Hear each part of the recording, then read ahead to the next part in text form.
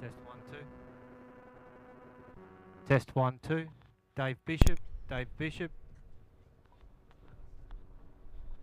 You are required, son.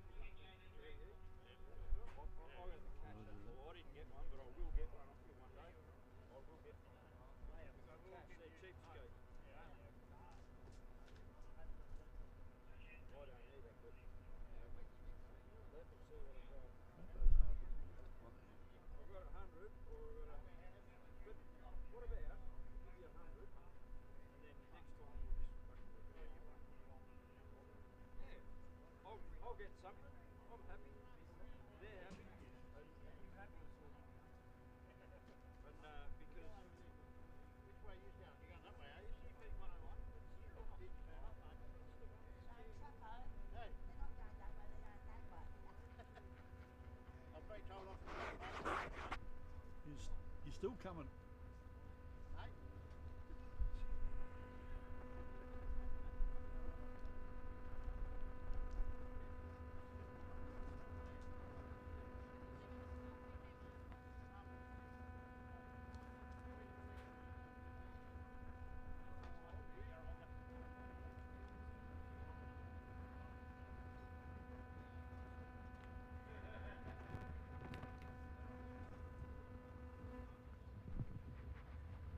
Yeah, mate, I will. So this is me, that's all I need. Yep. Token chicken twisties, they're my favourite. Can't live without them, mate. That'll be my breakfast. Oh, beautiful, thank you. I'll come down at lunchtime. Alright, I'm headed up the top. If anyone needs me, yell out.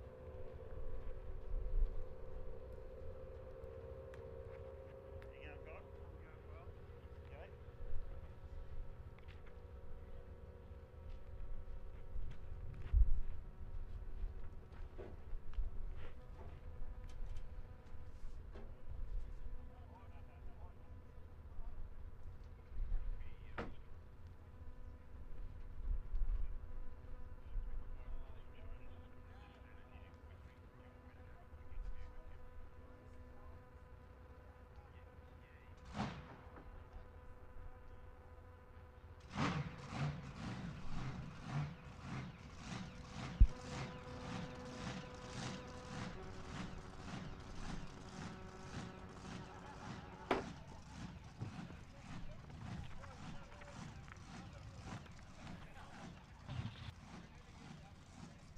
Testing 1 2.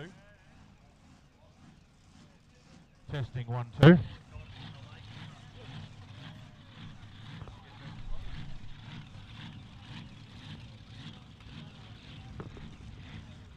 Test 1 2. Test 1 2 from the pits.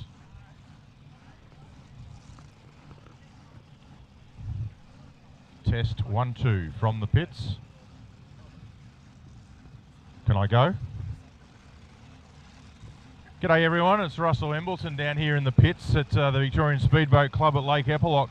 It's an absolute privilege to be standing next to Russell Jones, the driver of the Aussie Connection Thunderboat. They've just warmed the boat up. I've never heard it start up so nice. How's it looking, Russ? Oh, it's going really well. It starts good. Yeah, idles, which is good. Yeah, good thing. That bodes well for a good day of racing. She's a short track. You're going to be on it fairly hard right from the get-go, I imagine. Yeah, the track is too short. We need big courses like triangles we need. Can't change that now, but I know that the crowd here is looking forward to seeing the old girl run, and you're the best man for the job, I'd say. Yeah, we'll put on a good show. Yeah, give the crowd what they want. Yeah, that's all we can do. Just try our best. Yeah. Good on you, mate. I appreciate your time. Well, good morning. Welcome, ladies and gentlemen. Thank you, Russell Embleton, down there doing a little bit of early morning pit reporting down with the big girl. I'm pretty sure he's attracted to the big Aussie Connection there, the 27-litre Rolls-Royce Merlin that we all know and love. My name's Dave Bishop, and we are here at the 2026 Eppalock Gold Cup. Welcome, ladies and gentlemen, for what has been some pretty horrific weather conditions up here in central Victoria. Fortunately, we've got conditions that are definitely well and truly raceable here this morning, although it is quite breezy. It is blowing offshore, and it's doing a nice job. So we'll be into some racing very, very soon, and we'll be catching everybody up. So won't be a couple of minutes. We're getting our juniors out onto the water, and we'll see them racing soon.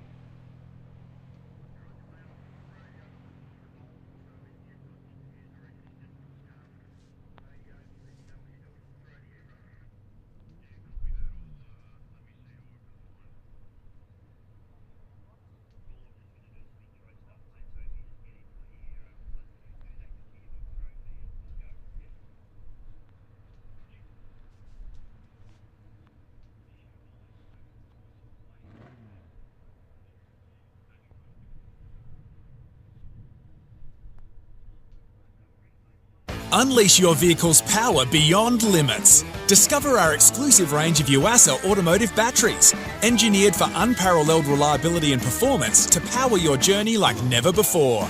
Battery World. Power your passion.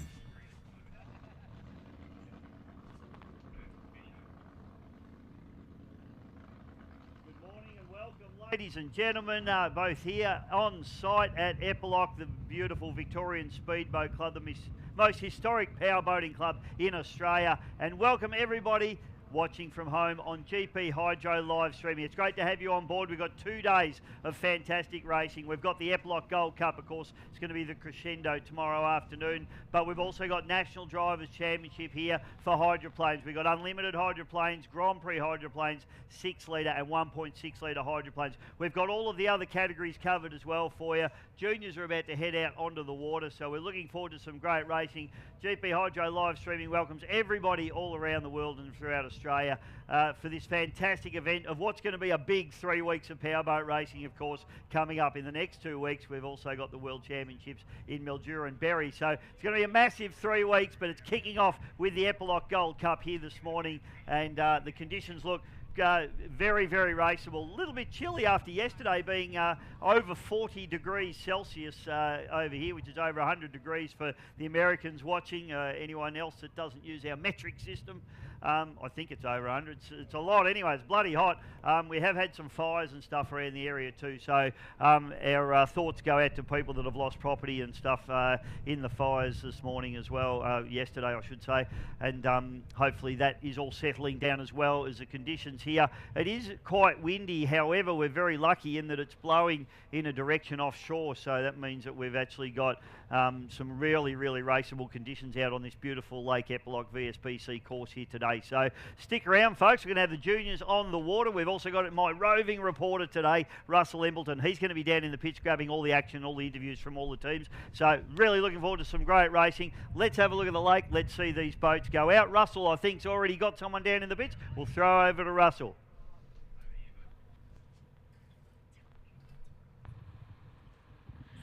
It's Russell here again. I've got the great Grant Harrison with me down here in the pits. They're about to warm up the engine in the beautiful GP1.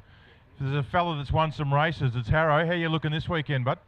I'll tell you, at the end of the weekend, like anything, we all start at the start of the meeting with engines running. We come to an event thinking we're going to go okay, and sure enough, a 50-cent piece fails us. But no, we're set up. We've got 2 engines here. We should be right. We're expecting to run all weekend and expecting to finish. It's good to hear, and you know, folks, there's a fella that has won everything that needs to be won, but takes nothing for granted. The prep that's going on here with the boat is just fastidious as always, and taking nothing for granted. Short track should play to your advantage? Yeah, we got some small gears in, which is good. So we did hear that it was going to be a fairly big track with the big corners, but we did get notice during the week that the corners were tightened up because of the low water levels. So yeah, we're happy with the gears we've got, the propeller we've got. We'll just get out there and see what 55 and 101 does. They're going to be smoke and they're going to be fast. So there might only be 3 boats here, but it's going to be the 3 fastest boats pretty much in the country that you're going to see out here. Good to hear, mate. We wish you all the very best for the weekend, and we'll catch up as the day progresses. No dramas, looking forward to it. Let's hope that wind stays away and we can go fast and we all come back to the bank each time. Good one, thanks. Thanks, Rusty, and thanks, Harrow. Great to see the boys down there. Great job, and Rusty will be running around grabbing pit reports all weekend. We obviously have to thank all of our wonderful sponsors. Does not happen, we know it, without our wonderful sponsors. City of Greater Bendigo, which is my hometown, folks, so I'm very passionate about that. City of Greater Bendigo are on board, and we do thank the city for their support. We've got lots of other great supporters, as I just mentioned. Scotty Lambert, GP Hydro live streaming. Carlisle Engineering is another one of our fantastic sponsors. He's actually a member of the club, the Victorian Speedboat Club, and Darren is a great supporter of powerboat racing and also races the Wild Child machine. So big thank you to Carlisle Engineering. Accountable Caravan Covers and Flyovers. Now that's our man Troy Cameron, and Troy does a wonderful job. And tell you what, a lot of the people that are here probably got caravans in caravan parks, as a lot of us do, because we all love our boats and our boat racing and our water skiing. And if you need one of those beautiful flyovers, there is no one better in the business than Troy Cameron at Accountable Caravan covers and flyovers. Also Sustainable Solar and Plumbing, another wonderful supporter here this weekend, and that's the Bride Racing team as well. So lots of these teams actually coming on as sponsors of the race meeting as well. Elevated Crane Hire and Rigging, also Lucas Oils, and I've seen Big Rolf cruising around this morning. In fact, I think I can see him up there just getting himself organised. So big thank you to Lucas Oils, Australia and New Zealand. Do a fantastic job. Another great and iconic Bendigo company is Patches Canvas and Manufacturing. They can make it, or they can patch it, they can repair it. Patches, they do a fantastic job. They've done a few jobs for me over the years, and always great quality and price just right as well. Over there in Heathcote, you've got the beautiful Mitre 10. So Mitre 10 hardware in Heathcote do a fantastic job, and also MSC Signs. Leroy's Backhoe and Plant Hire Proprietary Limited, another great company that's come on board here this weekend, along with Kyneton Crane Hire and also Gillflight Boats. And if you don't know Gillflight Boats, in fact, David Gill was instrumental in building many hydroplanes that have raced over many years. So a big thank you to Gillflight Boats. But one of our favourite sponsors of all is Land Transport, and the Land team are up here. They've got some merchandise going, they've got all bits and pieces. Young JD's racing this weekend as well, so a big shout out Land Transport. They are so heavily involved in powerboat racing at the moment, it's unbelievable. So big shout out Sherry Lee and Big Benny Land there. Do a fantastic job with Land Transport, so thank you for your support here this weekend. We've got our Formula Futures heading down into the wet pits. In fact, I can see the drivers are all kitted up and just about ready to go. Kids that we're looking for in this Heat 1A, a little nuts with Maxie Cameron. We got Chase and Dad with Cash Hamilton. Jet Howard in the Little Menace. Little GP 101 is Brody Little. We've got Chase Hamilton in She's a Rival. In Prime, I should say. She's a Rival, of course, is one of my absolute favourites, Emerson Walker. JD Land in the Tough Luck. Levi Witten in the Little Untidy. And Little Weapon is Tyler Kirkpatrick. So should be a good field of junior boats heading out for this one.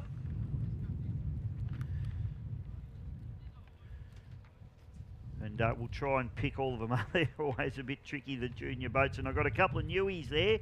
The Little GP1 I haven't seen before, so I'm going to try and pick up that boat for you.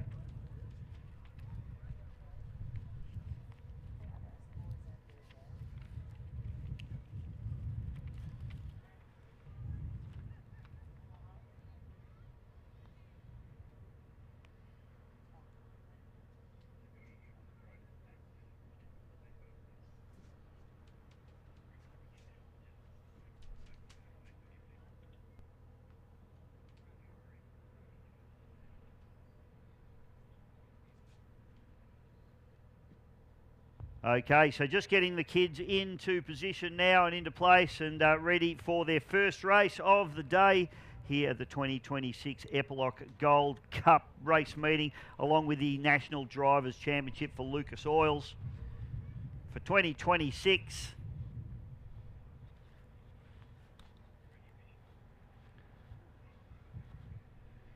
Right, in the 1.6 litre class, I'd like to think that our team has a reasonably good chance and that we can possibly come away with a win, but we've got to get through the hot laps, we've got to get through the heat, we've got to get through the final without any breakdown. And there's a couple of other boats there that are quite quick, this new Mazda motor and certainly Aussie coming back, but I'd like to think we got the hands in that one. With the 5 litre, 6 litre hydroplane class, I would go Hurricane, Boxy.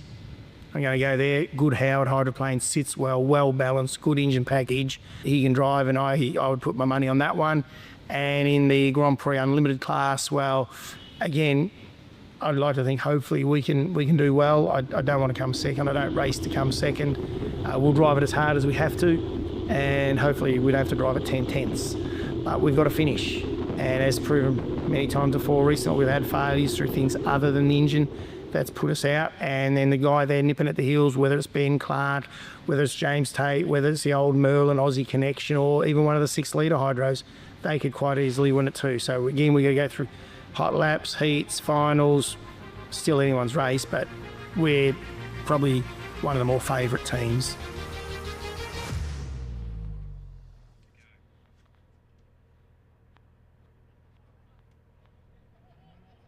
Okay, so welcome back, folks, and we've got boats on the water there. Just having a look across the little GP 101 boat. Looks like the big GP 101 boat, which is very cool as the kids heading out onto the water. Now, these will be clock starts, folks, so this will be a scratch race for the kids out there on this one. So for those of you that have not seen a scratch race or handicap racing as it is, we've got a big clock down here on the bank of the beautiful Derrinal Pool here at Lake Eppalock for the Victorian Speedboat Club. And the kids will go down. They'll do a warm-up lap, I believe. And then they'll head down into the milling area. The clock will then start. That'll give them a minute to start. And then the trick to clock starts is to be at top speed as you hit 0 on the clock. So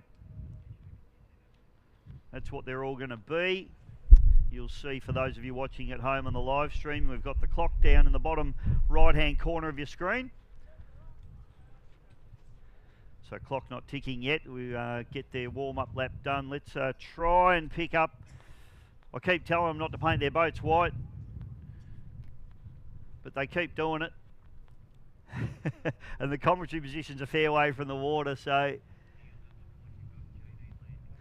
Okay, so you got JD Land as the first boat just going through there, and it looks like a little bit of confusion. Are they doing a warm-up lap, or are they going into the milling area?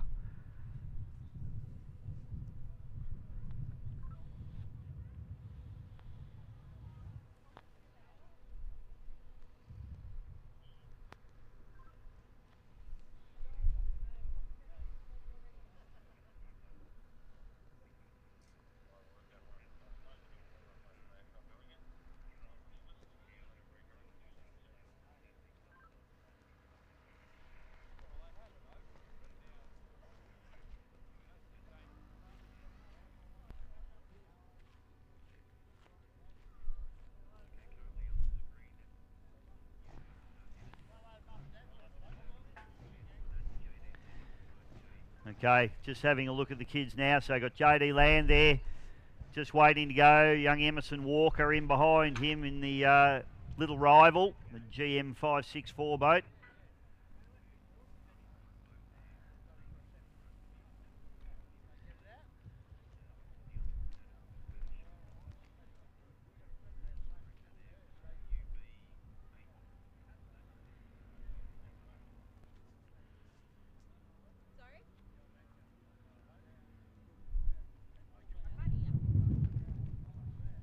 So I'm just trying to, if I can get from the officials, we need the cowling, or the little boats, because they are a little bit hard to pick. They all have, most of them have covers on their cowlings, and so if we can get the, colours up, that'd be nice.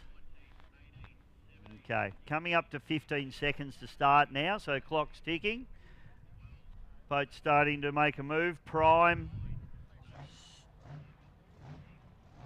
5, 4, 3, 2, 1, 0. Perfect start there. JD Land is the man that gets the really quick start there. The Prime machine got a very good start there, and also on the inside, Chase and Dad doing a very nice job and getting away very cleanly as well. Emerson Walker there just coming through the start and down into turn number 1 as well. So we've got the two Hamilton boys out there, Chase and Cash. Chase and Cash as they're known. Okay, so race leader now JD Land, and on his inside we've got the Chase and Dad, which is Cash Hamilton. And the wind really starts to come through.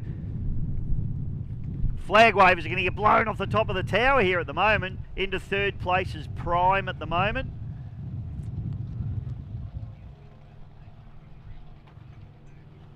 Then I think we got Emerson Walker.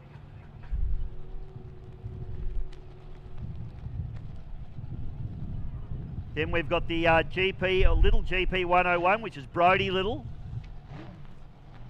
doing a nice job.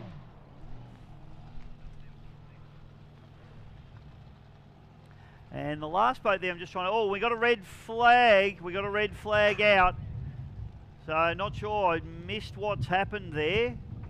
It looks as though we might have had a... Well, we've definitely had an incident. I'm just trying to pick up on the course what's happened out there.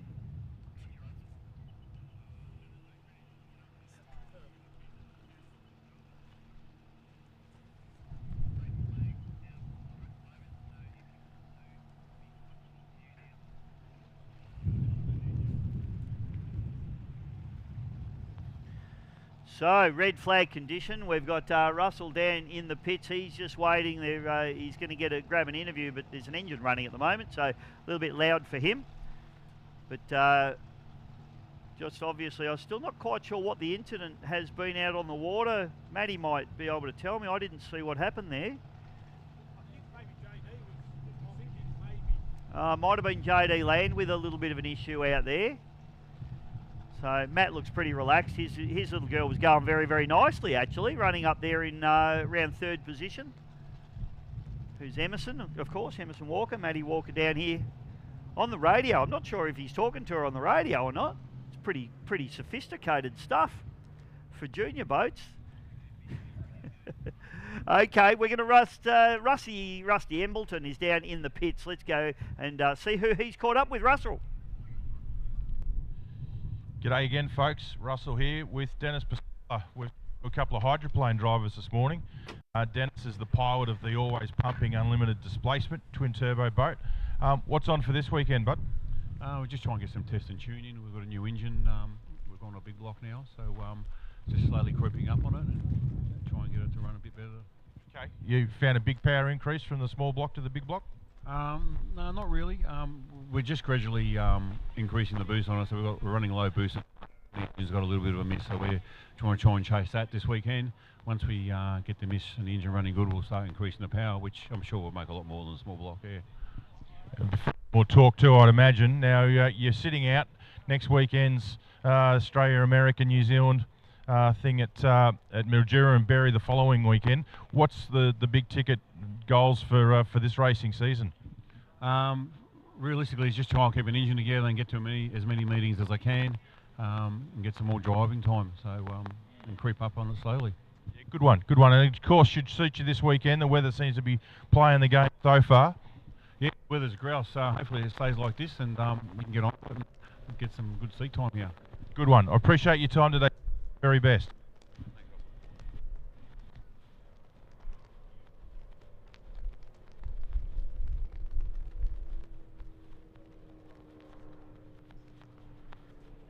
Thank you, Rusty. And just looking here, so it looks like it's young Andrew Cameron that's had the issue out on the course there. He's being towed in at the moment. So kids look like they're coming back to the pit area. So JD Land to be a little bit frustrated by that. He had a good battle going on there with the lead with the prime boat, but unfortunately that race cut short. So I'm sure they'll regather. And we've got another boat being towed in as well. So you got Andy Cameron. I'm just trying to pick up the second boat that's being towed there. Andy Cameron, of course, is a good Bendigo boy, Victorian Speedboat Club member. And the other boat that's getting towed in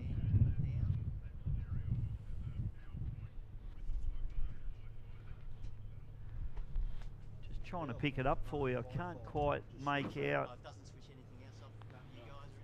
which boat that is at the moment. Boys maybe with the cameras can focus in on that second boat being towed in there.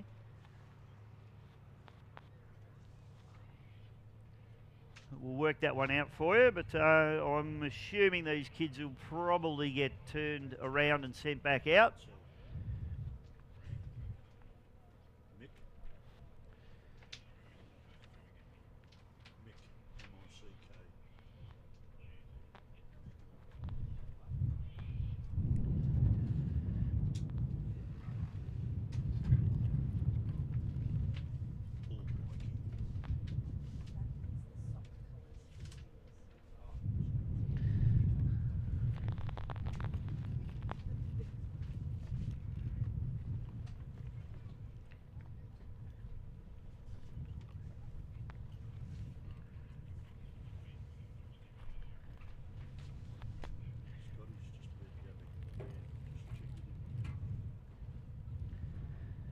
Yeah, I think we got Russell down there with Mikey Godsell. So, Rusty, you think you got Mikey Godsell down there, mate? It's throw over to you, brother. Yeah, thanks, Bish. I have got Michael Godsell with me, the driver of the Moonshine Racing displacement boat. Tell us about your boat classes you're running in this weekend, bud. Well, it's 18.5 foot Everingham with the LS3 in the back, and we'll be sitting in 105s this weekend. We'll run 95s as well to make up numbers, but we're there for a bit of time as well. We've got a brand new prop that we haven't run before. Everyone should know that it's a pretty big deal to change a propeller, so we'll hope for the best, see what it does, and yeah, have a good time doing it. That's great. It's a cracking class at 105. It's hotly contested, some really, really well prepared boats. How do you see yourself going?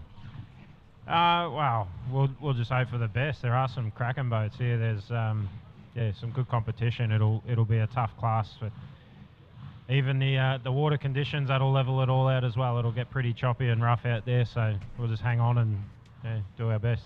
Yeah, it looks very, very much like a course of two halves. Down this, down this southern end, she's going to be fairly calm, but I think when you get up to level with the island there, she might get a little bit snotty. Yeah, you're spot on with that. It's nice and calm down here in turn 1 and 2, but once you get up past the island, the breeze comes past the land mass, and yeah, it opens the water right up. For sure, for sure. Good luck with that new prop. We're going to check in with you over the weekend and see how things are progressing. Thank you very much. You're welcome. Thanks, mate.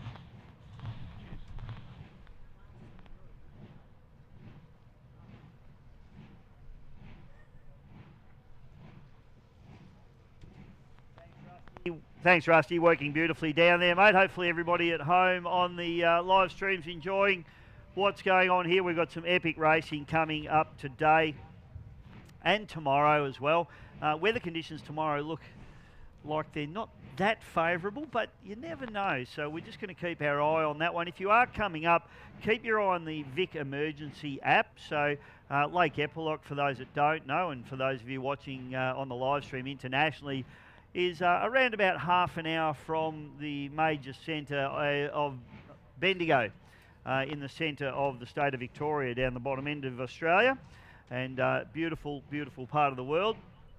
And Bendigo, a great city, great place to visit, and one of our great sponsors, City of Greater Bendigo. So make sure, come up, go on a talking tram, Gracie, I reckon. You can do that. It's pretty good. Central Deborah Mine, there's all sorts of good stuff to do.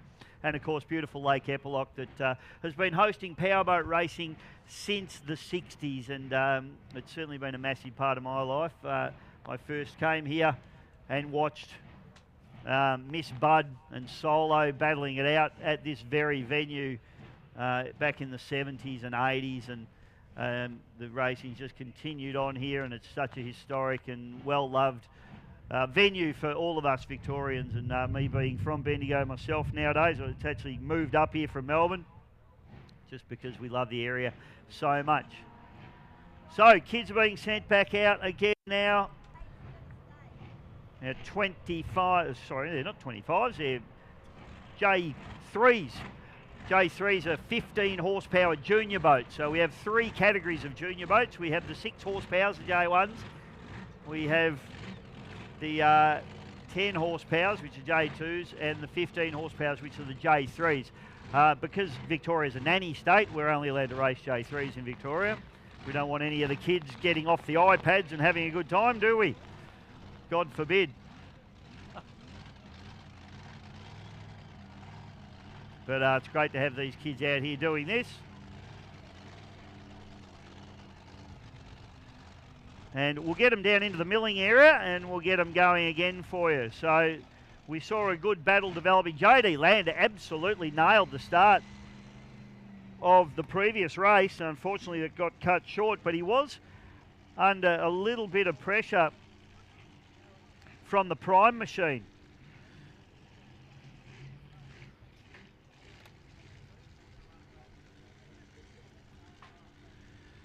Chase Hamilton, of course, driving prime.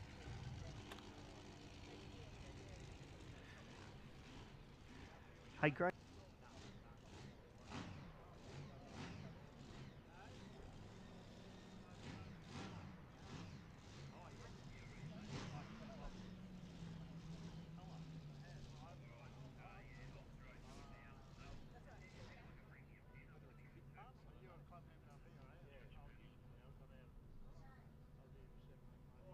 Just in the milling area now. Blue flags are up, waiting for the clock to start ticking. But we've got an interview happening. We've got Rusty down in the pitch. Over to you, Rusty.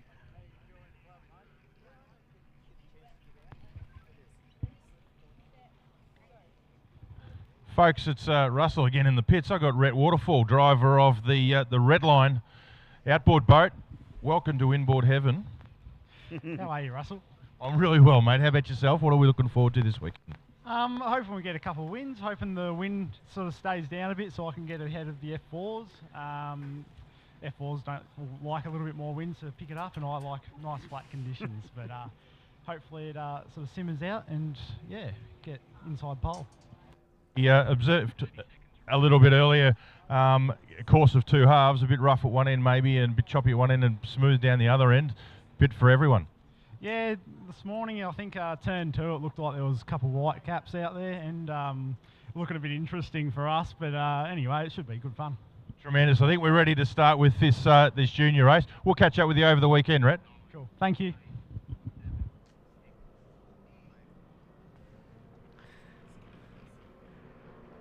Zero is the go call, and it's Prime this time, getting a good start, but JD Land again just comes charging through at the start and takes about a 5 boat length lead into turn number 1 as they go down. We've got Chase and Dad on the inside.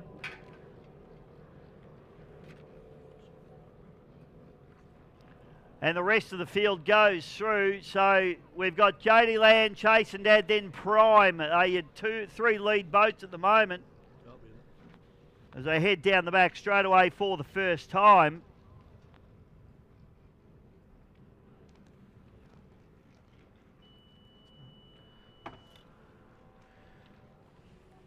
Okay, we've got a caution flag out. We've got one boat there that's had a little bit of trouble on the start to get going.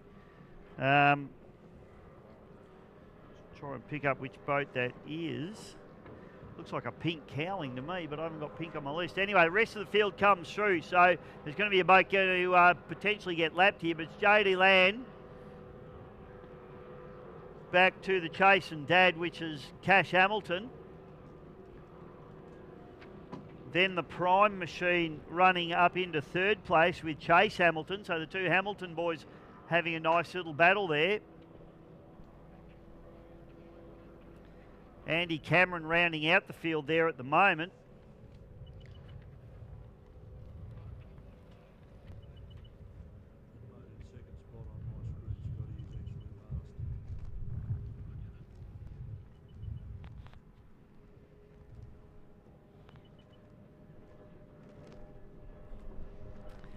So front straight away now under yellow flag conditions, 1 lap to go. JD Land, oh, has a big fly there, coming down into turn number 1 for the second time, but he hangs onto it and does a great job. We all float down here. And a hook. That's just trying to pick up a little bit of a hook there down at turn number 1 on lap number 2. We've got the little GP 101 just running through there now as well, which is Brody Little. But JD Land has got a stranglehold on this one at the moment as he tips it into the port turn at the bottom end of this beautiful Darrenal Pool course. And JD is going to come through, and this will be a solid win for him if he can just bring it home.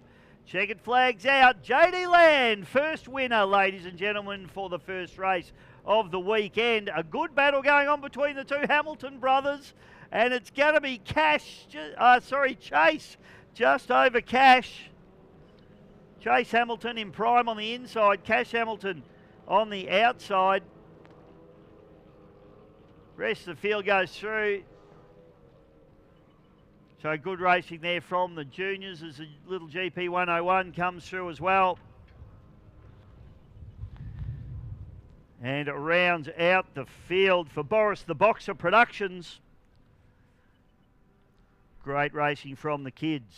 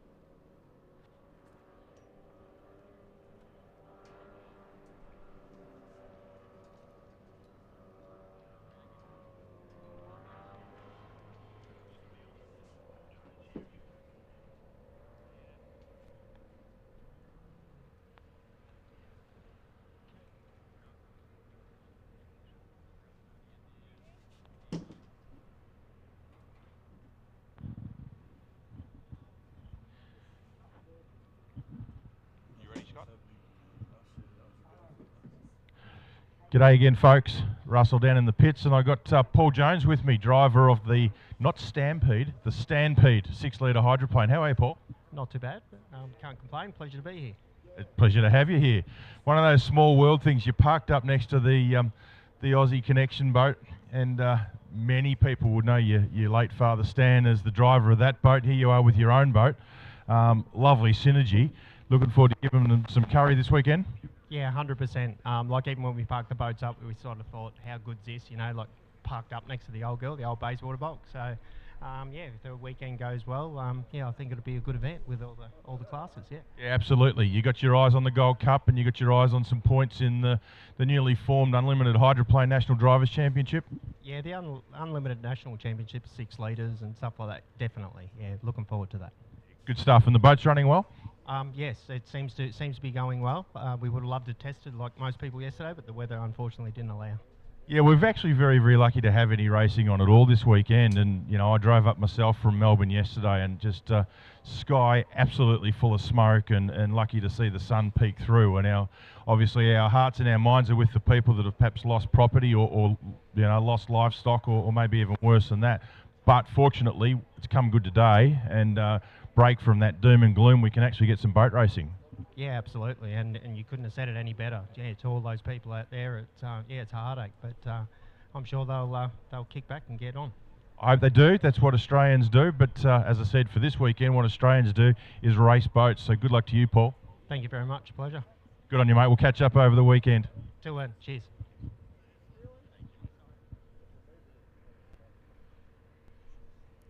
For those of you out there watching the race boats going around this amazing course, all the safety and all the effort that goes into keeping these drivers safe. Obviously there's safety cockpits in these boats. They've got harnesses, they've got air supply. The open cockpit boats, they all wear jackets, helmets, they've all got all the safety gear, and the boats get gone through in scrutineering and made sure they're really safe. But the biggest factor in the safety in this sport, these guys right here. This is Race Day Medical, Dave and Anna Bodner. They do most of the powerboat racing throughout Victoria, and they do an amazing job. Dave's had to deal with some really big crashes lately, and he's done an amazing job. And there's probably some people that are here this weekend that may not have been, had it not been for Race Day Medical, Dave Bodner and Anna and their team. They do a great job.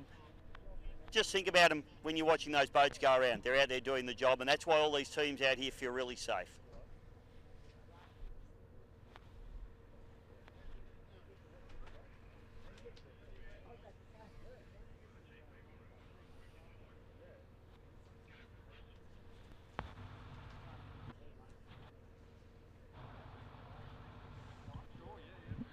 Folks, again here in the pits, it's Russell and we've got Ben Clark, pilot of the GP 101 Grand Prix hydroplane. He's about to saddle up and go test and warm up the boat. How's it going today?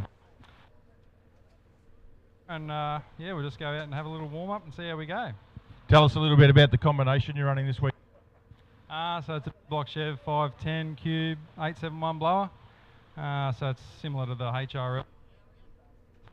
So yeah, hopefully it's all good. I've spoken to everyone about the track. It's a little. Your take on that? I think it actually looks pretty good. So yeah, I think it's find out in a minute. See how it goes. So I wish you good. Your fortunes are running. Your round one here of the national.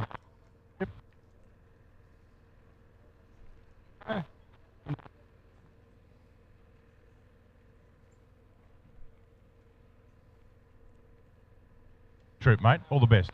Cheers. Thank you.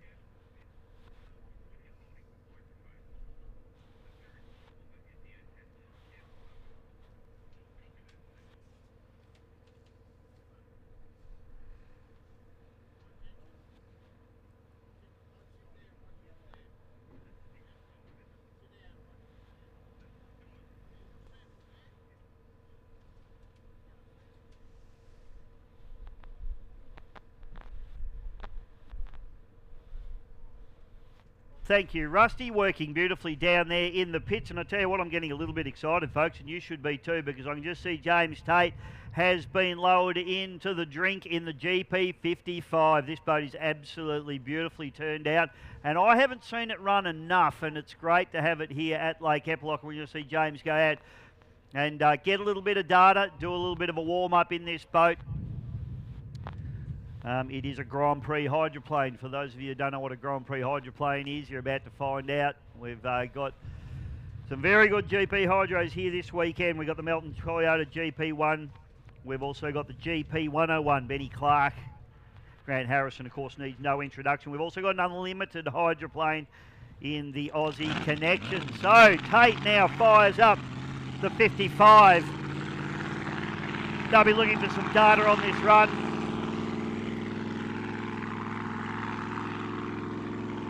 Gracie's doing a bit of filming here. Where does this go to, Gracie? Oh, fantastic. So Tate now flies the boat up. Of course, these boys contesting the National Drivers' Championship, the newly minted National Drivers' Championship here for 2026. Of course, last year's winner is only one round, but this is going to consist of 2 rounds.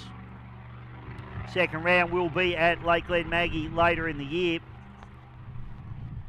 Check the National Drivers' Championship Facebook page for all the details on that.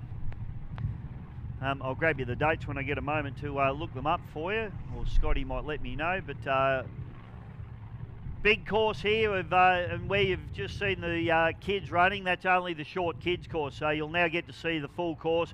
Big wide sweeping turn at the bottom end of the course here. Fantastic to have the GP 55 Tate out on the water.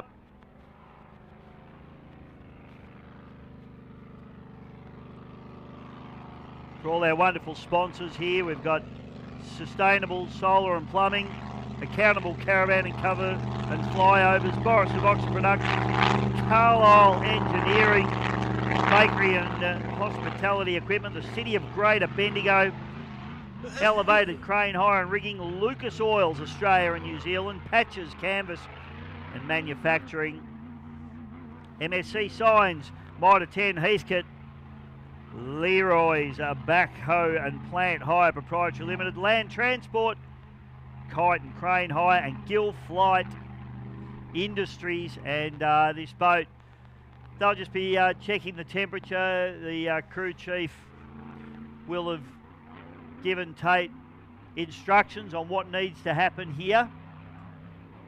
So they'll be going through a very structured process at the moment in terms of RPM, temperatures, in both the engines, the gearbox, oil pressures, water pressures. The boat is absolutely beautifully turned out.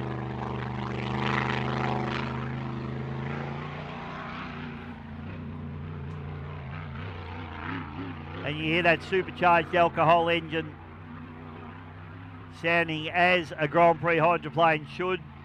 Just cruising around at the moment. These boats capable in race trim, in anger, of about 170 to 180 miles per hour.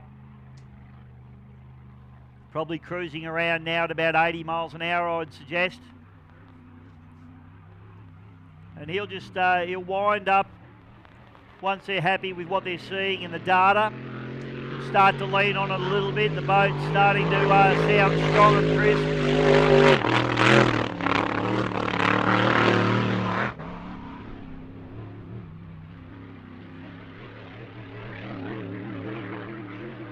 So the GP 55 now down the back straight away.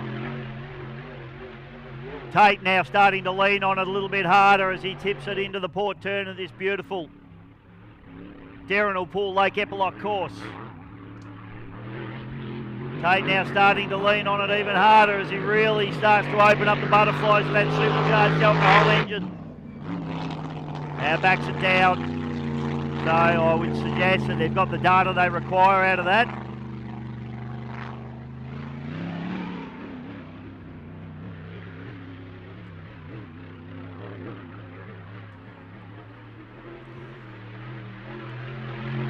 Gracie, my flag waver up here, she's excited.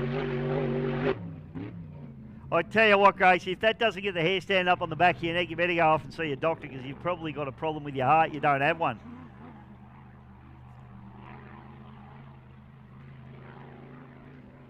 We're going to send these boats head to head. GP 55, the Melton Toyota GP1, the Aussie Connection, the GP 101. All these guys are going to be battling it out. They're also going to be battling out for the Max Kerwin Unlimited Hydro Australian Championship. We've also got unlimited displacement boats here this weekend. Jason Jones in the Ruthless Rival with Johnny Backer. The Bad Alsatian with Scotty and Connor Patterson as well. So James Tate will bring back the data. They'll go over the boat now. And GP55 looks and sounds absolutely stunning. So very excited to see these boys all going head to head a little bit later on today.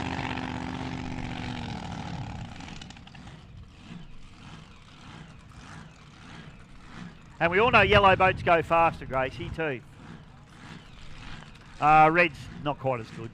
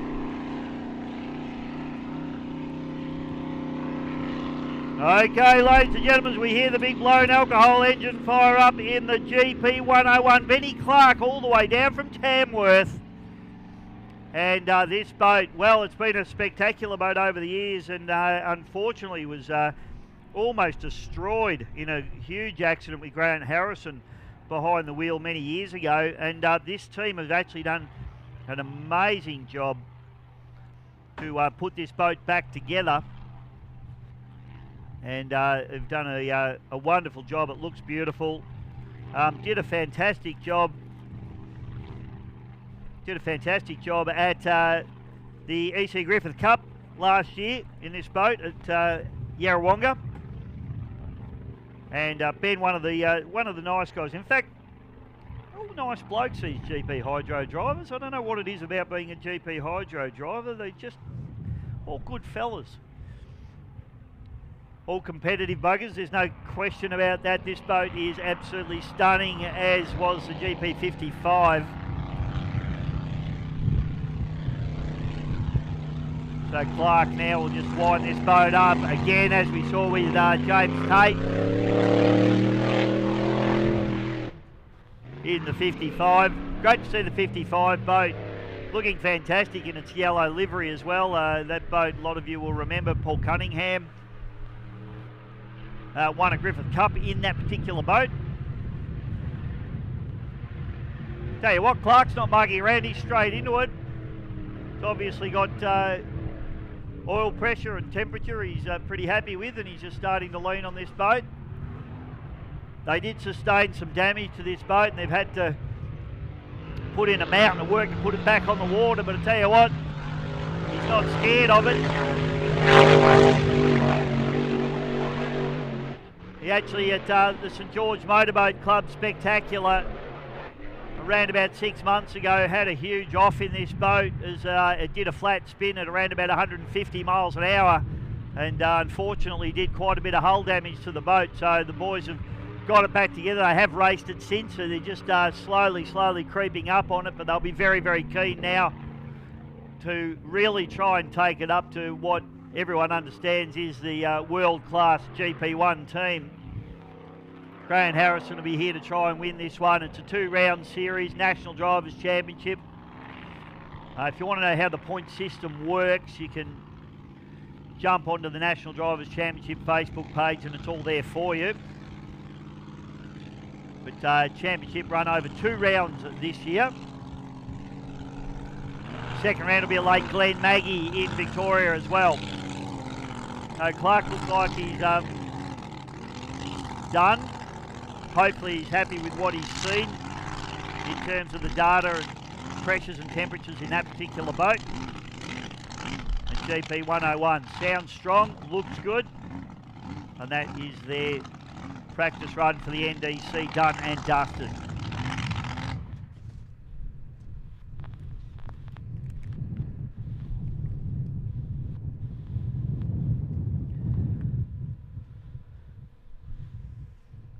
So I think Rusty's just lurking around down in the pits there, and probably going to try and grab hold of James Tate. We need a little bit more information on James. He's had this boat for quite some time, but I haven't seen it race in this livery, and certainly looked fantastic on its warm-up and practice lap. So we've got some very, very high-quality Grand Prix hydroplanes here this weekend, and that is going to be super exciting for everybody here at the 2026 Eppalock Gold Cup meeting and National Drivers' Championship. Big shout out to all of our wonderful sponsors, of course, Land Transport, Kite and Crane Hire, Gilflight Boats, also Patches Canvas Manufacturing, MSC Signs, and Mitre 10 in Heathcote.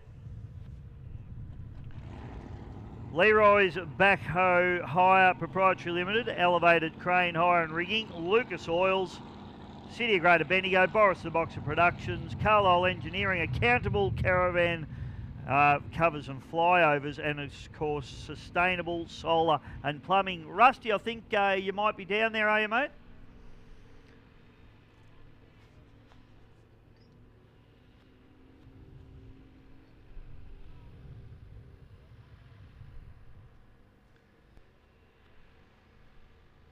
Okay, so we've got displacement boat heading out onto the water now. And it is the always pumping machine, the cheeky chap himself, Dennis Basala. I had a chat with Dennis this morning. He's happy with the way the boat's going. They've been creeping up on this particular boat, and I tell you what, they've done a fantastic job, because when he initially put this boat together, or his brother actually put this boat together, and they really struggled to get it handling. And even talking to Rob Basala, he really had a lot of drama trying to get this boat settled, and they've done a fantastic job because the boat is really going very, very well. Dennis did mention to me this morning that it's had a little bit of a strange little mess in it that they just can't quite figure out at the moment. He said all the mixtures, the airflow ratio, the lambdas are all correct in it, so it's not a fueling issue. They don't think it must be some sort of little electrical gremlin. Having said that, the boat's been going very, very well, so he's done certainly very well in last season's National Drivers' Championship for displacements.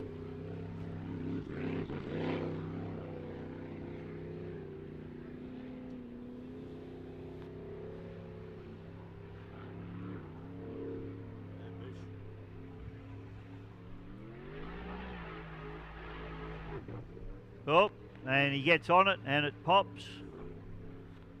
So not sure if Dennis is just feeling his way around the course at the moment. Conditions look very nice out there at the minute. Just that nice little wind chop just to get the boat sitting up on top of the water. Whilst he's going around, I think we might have Russell down the pitch. I'll just check with you boys. Russell, you there?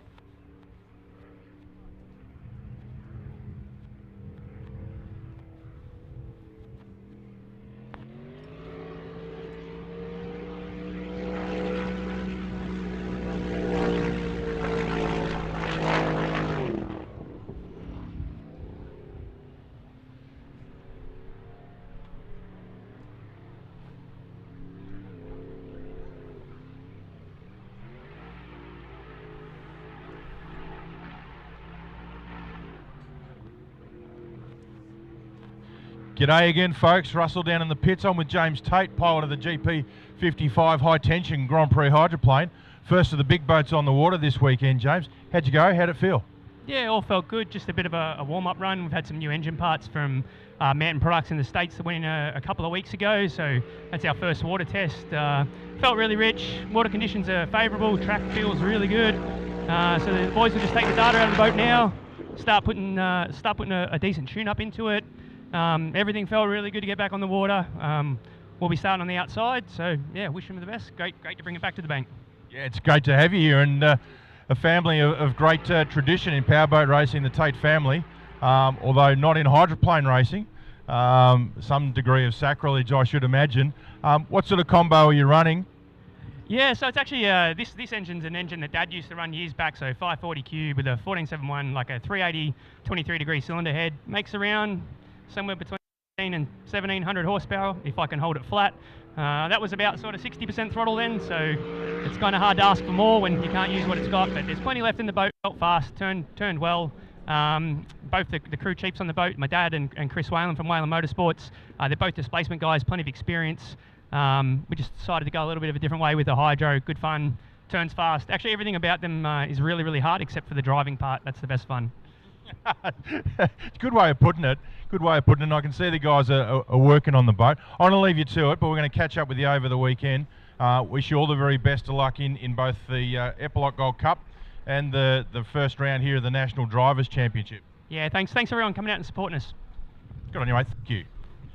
Thanks, Rusty. Beautiful. James, of course, Peter Tate, from the high tension days, the blown displacement driver's son.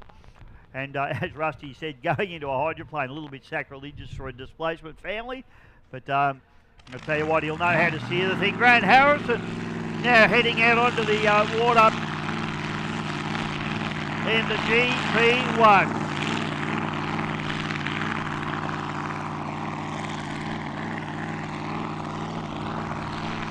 Harrow, you would expect would be the class of this field.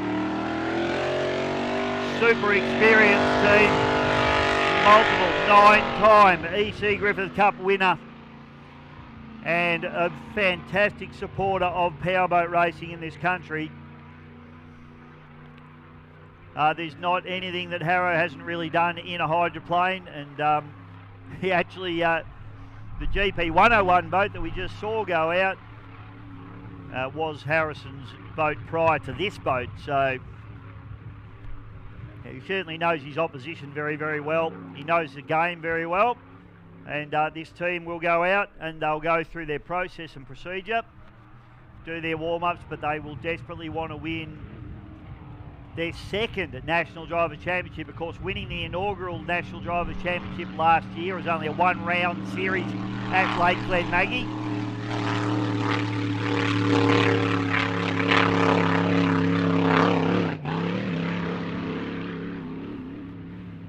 Round number 2 will be at Lake Glenmaggie, 7th and 8th of November.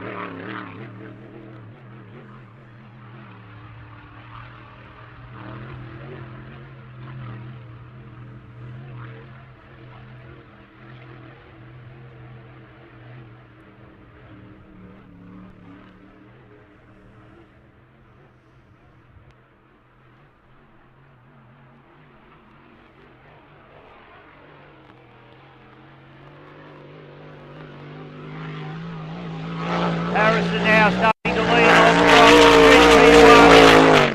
I'll tell you what, Harrison looks fairly serious. He's hit a race. This boat will be cracking 160 miles an hour down this back straightaway now as it dances from sponson to sponson. Harrison wants to lean on this thing. He's hit a race this weekend. Already in his opening laps of practice, looking super, super quick. I think he wants to throw the gauntlet down and say, if you blokes want to beat us, you're going to have to be fast. Gives them a little bit of a glimpse of what they're up against. So Harrow happy with that. He's shown his opposition what he's got. And brings the boat back into the wet pit area. He'll be craned out, but Grant Harrison, if they keep that boat together, he's going to be one hell of a tough man to beat here this weekend in the National Drivers' Championship. Russell, I think, has found someone down in the pits. Who have you got down there for us, Rusty?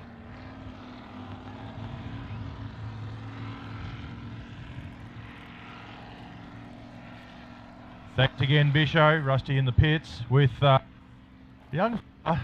There's a lot of tattoos in boat racing. There's a lot of mustaches in boat racing, but there's not many good-looking roosters until you meet Stevenson, driver of the BR 1.6 litre hydroplane.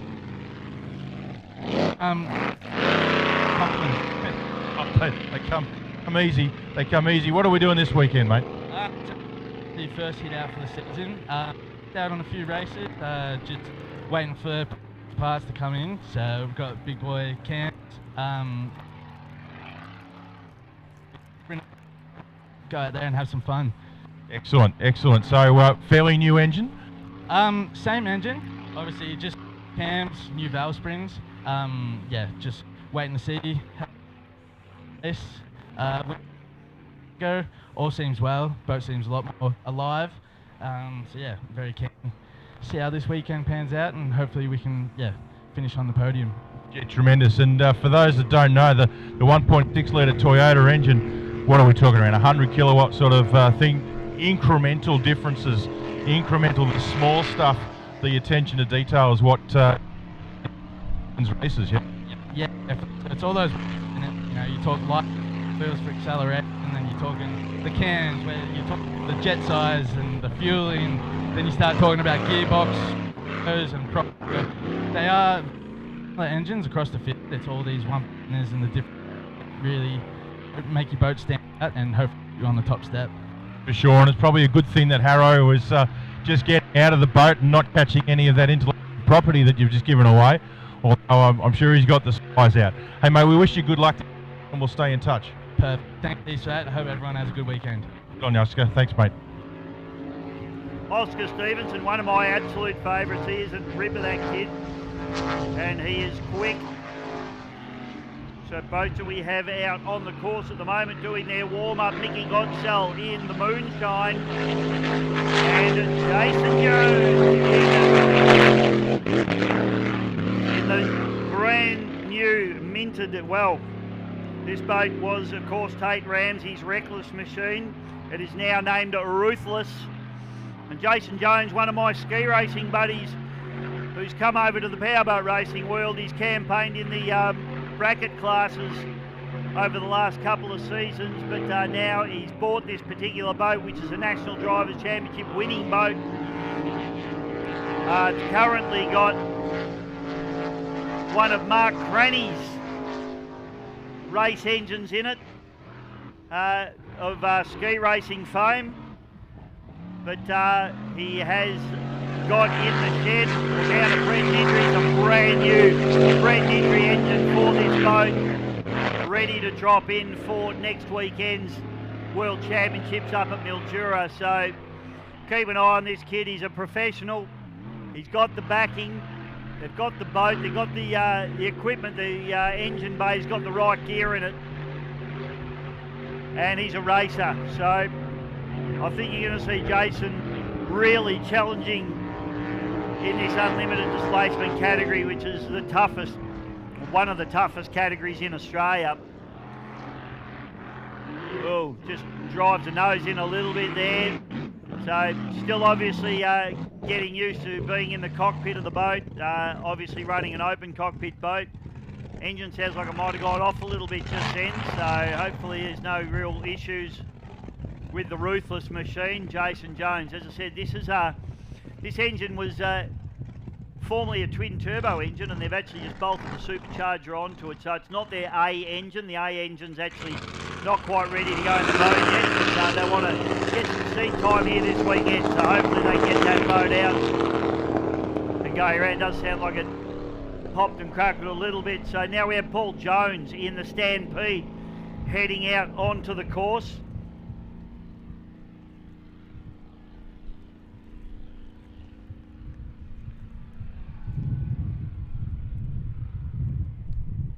And the other boat that I can see in the water with the hatch up is Lockie Valla in the Impatient.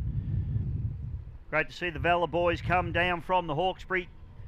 Paul Valla, a good friend of mine. Lockie's son in the boat, and it's great to see him in the Impatient boat. This is a fast boat, a well-sorted boat. And Lockie, a young gun, a hard charger. He lifts that boat up out of the water and onto the plane. So these two 6-litre hydroplanes,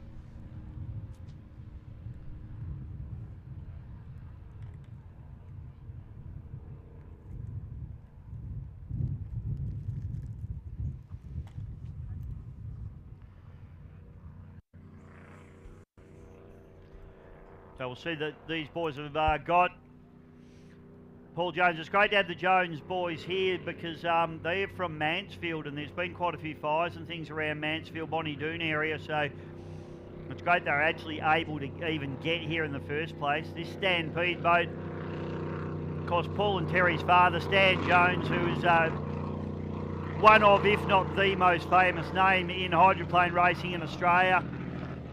Stan was responsible for many of the unlimited hydroplanes that ran in this country.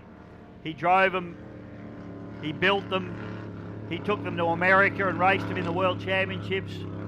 And this boat, although it's called Stampede, it's Stampede, named after their father, as a tribute to him. And it's great to have the Jones boys out on the water, particularly given that things around where they live aren't great at the moment, so it's good to have the boys here.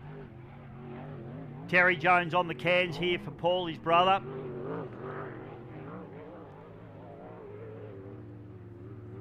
And Paul's just been driving this boat better and better since they've had this boat. He's just really starting to become at one with the boat. Little boat really cracks. Sitting beautifully on the water. They've got the handling of this boat really well sorted now. The engine looks good. Pete Stevens does a lot of the work. Pete's one of the top spanner men in the sport. And then the Impatient boat. Oh, what can you say about that? Out of the Hawkesbury River in New South Wales.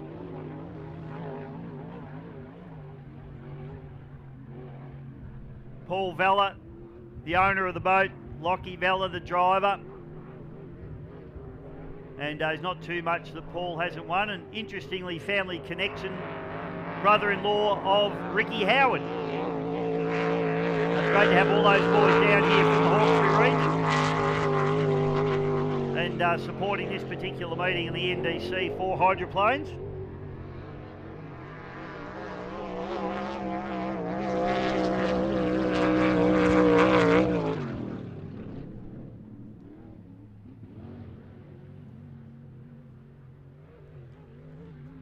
family also have the Tina Breeze boat in the workshop as well. So very, very prolific hydroplane racing family, the Vella family.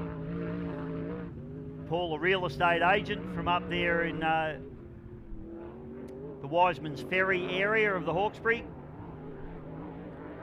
So if you want to buy a house on the Hawkesbury, get up and see Paul. He'll sort you out.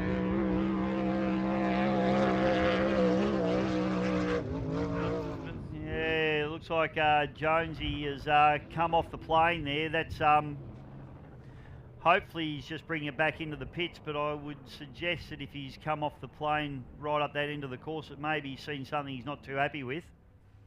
And in fact, he is pulling in, so probably going to need a tow for Stampede potentially. Not yet.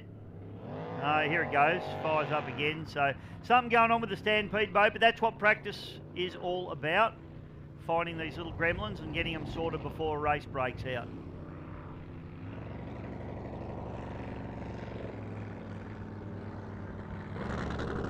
Yeah, it does sound like it's on about 7 cylinders actually, so not ideal. The hatch pops up. So it looks like the Pete Stevens might have a job on his hands here. Try and get this boat sorted.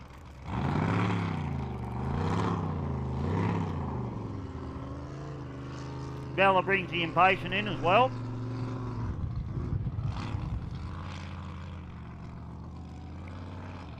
And if you can get down into the pits, I urge you, check that little Impatient boat out. It is absolutely stunning. The preparation on these boats is absolutely first class, world class.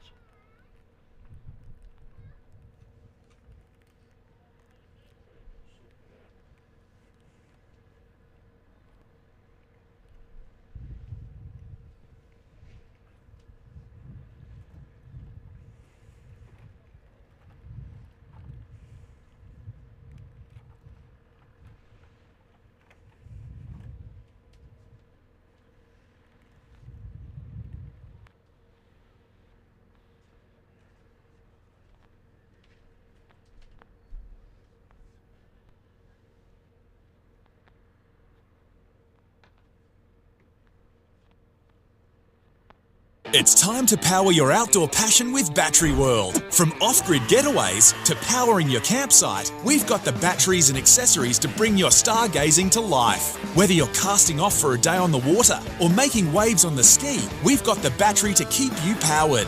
We can keep your mower ready to roll, whether you're tackling backyards or serious acreage. And when the open road calls, we've got the right battery to keep your motorbike ready for any adventure. Visit your local battery experts at Battery World today.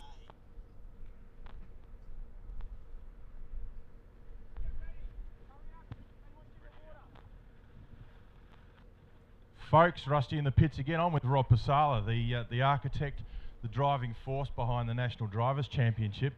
Traditionally been an unlimited displacement concept, but extending to unlimited hydroplane this week. Congratulations on that, Rob.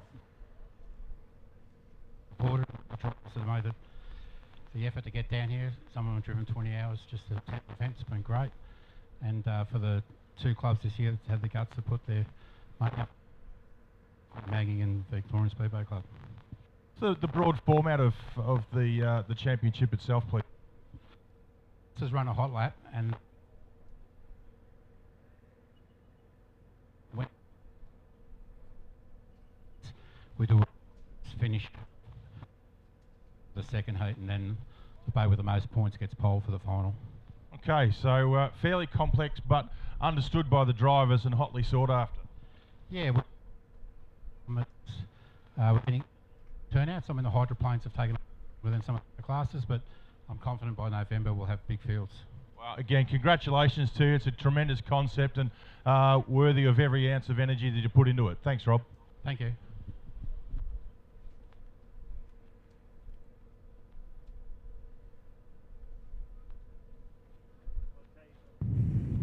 I tell you what, folks, a couple of old sparring partners there, Rusty and Robbie Pasala. It's great to hear. Rob, he's a hard worker for the sport and he does a great job. He's, of course, Melton. He bleeds Melton blood. Yes, he's melting through and through. In fact, when you drive into the MRSBC, it's Rob Pasala Drive. So that's how much respect his club's got for him. He does a fantastic job. Always nice to have Robbie around.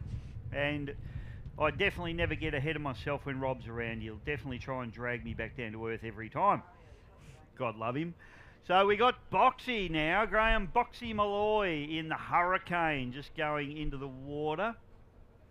I think that's the... Oh, no, actually, that's probably the 1.6, actually.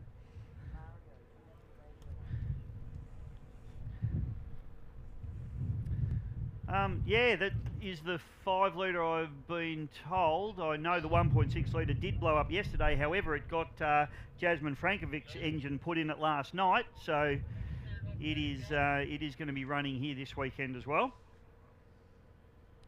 Just trying to pick which one's which, because the other one's going into the water now.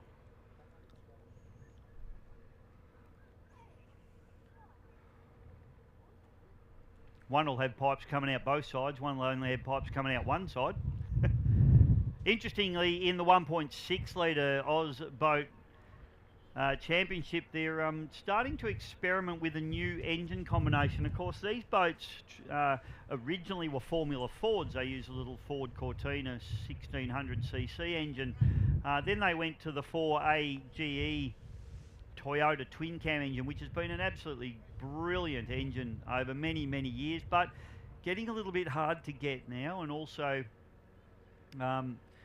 parts are becoming expensive for them because they're becoming rarer and rarer. So they're starting to look at moving the sport with the times, and they're actually been experimenting with a Mazda engine. Now the Burnt team with the Holy Smoke machine are got one of these Mazda engines in the boat. Bradnan Curvis has done a lot of the dyno work on it, and that is Malloy just getting up now, and I can hear it now. It is the 5 litre hydroplane.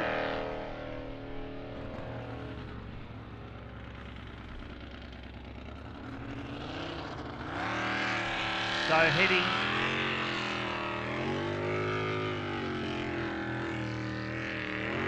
and the other boat that we've got is the AMR, Anderson Motorsports, Brendan Anderson. And this particular boat, another running in the 6 litre category.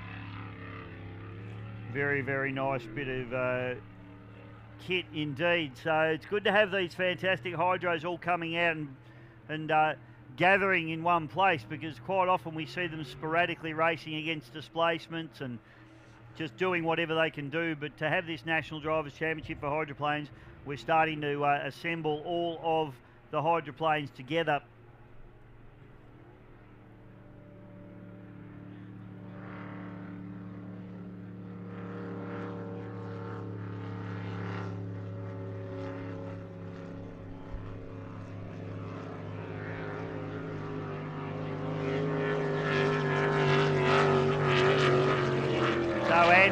Bringing that boat down past the commentary position, and it sounds strong, sounds good. Talking to Boxy last night in the clubhouse here at the Victorian Speedboat Club, and he's here to race, he's here to win, he's not here to come second. Very, very well developed boat, this Hurricane machine, and he drives it very hard and has absolutely no ambition to come second to anybody. So I like the attitude. So Malloy starting to lean on that little boat down the front straight away. It sounds absolutely beautiful, doesn't it? The Hurricane. AMR, same story. Sounds beautiful. These little 6 litre hydros really push along hard. A little bit of a shame. We were hoping to have the Gator here as well, the McCanch family, but unfortunately some damage to the hull discovered whilst they were preparing the boat for this weekend precluded them here this weekend. So a big shout out to the McCanches. They're probably watching on the live stream. They may even be here. I'm not sure. I haven't seen any of them, but shame that the Gator's not here. Real shame that the Desperado's not here either, from the Hollands boys. Of course, those boys from the Victorian Speedboat Club. It would have been lovely to have that boat out here amongst these guys. But hopefully, as this National Drivers' Championship evolves and grows, we'll get boats like the Gator and the Desperado here as well. and that 6 litre class is really going to light up. So the other boats that we have in the category are Tony Murphy's Enforcer, and of course the 2 boats that we saw go out a little bit earlier in Lockie Bella in Impatient and Stampede with Paul Jonesy Jones.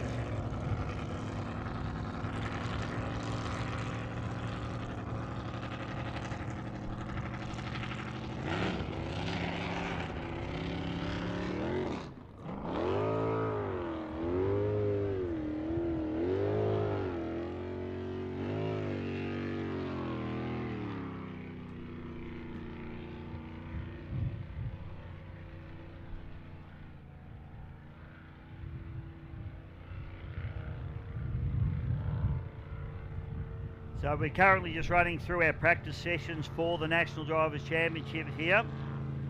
6 litre hydros on the course now. Big shout out to all our wonderful sponsors here that make these events happen. The beautiful city of Greater Bendigo. Boris the Boxer Productions. Big shout out to Carlisle Engineering, Bakery and Hospitality Equipment, and Accountable Caravan Covers and Flyovers. Sustainable Solar and Plumbing. Elevated Crane Hire and Rigging. Lucas Oils, Australia and New Zealand. Patches Canvas Manufacturing. The beautiful MSC Signs, along with Mitre 10 in Heathcote and Leroy's Backhoe and Plant Hire Proprietary Limited. Gill Flight Boats, Kite and Crane Hire, and of course the beautiful Land Transport.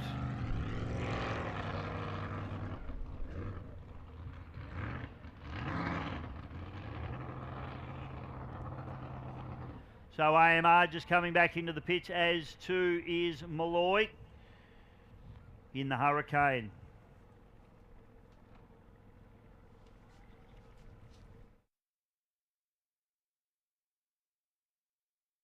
We've also got an unlimited hydroplane in the Aussie Connection. So Tate now fires up the 55.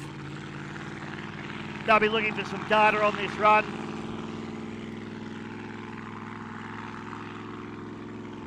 Gracie's doing a bit of filming here. Where does this go to, Gracie?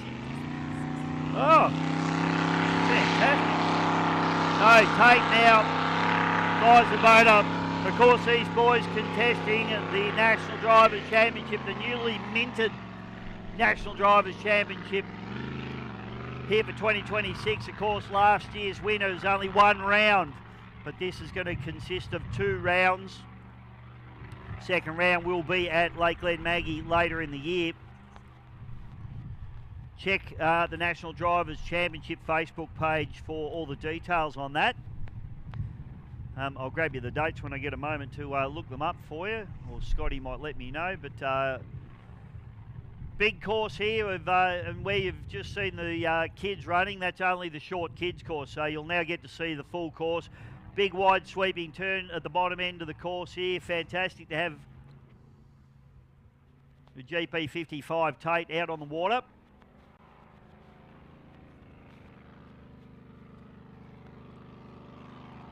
For all our wonderful sponsors here, we've got Sustainable Solar and Plumbing, Accountable Caravan and Cover and Flyovers, Boris the Boxer Productions, Carlisle Engineering, Bakery and Hospitality Equipment, the City of Greater Bendigo, Elevated Crane Hire and Rigging, Lucas Oils, Australia and New Zealand, Patches Canvas and Manufacturing, MSC Signs, Mitre 10 Heathcote, Leroy's Backhoe and Plant Hire Proprietary Limited, Land Transport, Kite and Crane Hire, and Gill Flight Industries. And this boat, they'll just be checking the temperature. The crew chief will have given Tate instructions on what needs to happen here.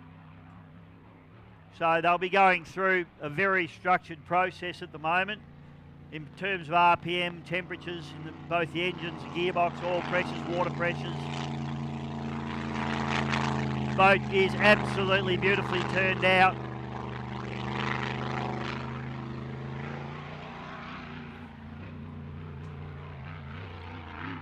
And you hear that supercharged alcohol engine sounding as a Grand Prix hydroplane should.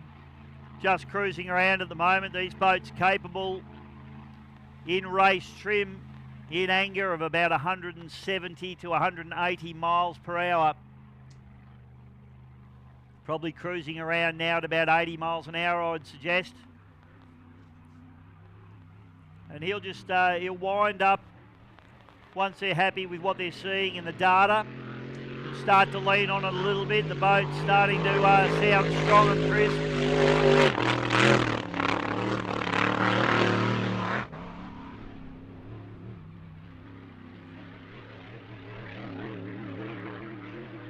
So GP 55 now down the back straight away. Tate now starting to lean on it a little bit harder as he tips it into the port turn of this beautiful Darren Pool Lake Eppalock course. Tate now starting to lean on it even harder as he really starts to open up the butterflies of that supercharged alcohol engine. Now backs it down. So I would suggest that they've got the data they require out of that.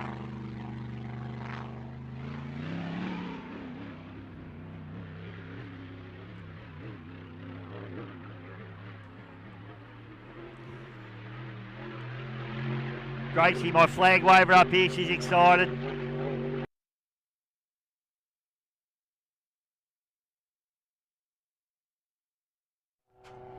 Okay, welcome back ladies and gentlemen, and the little 1.6 litre hydroplane just firing up out there is the Little Hurricane.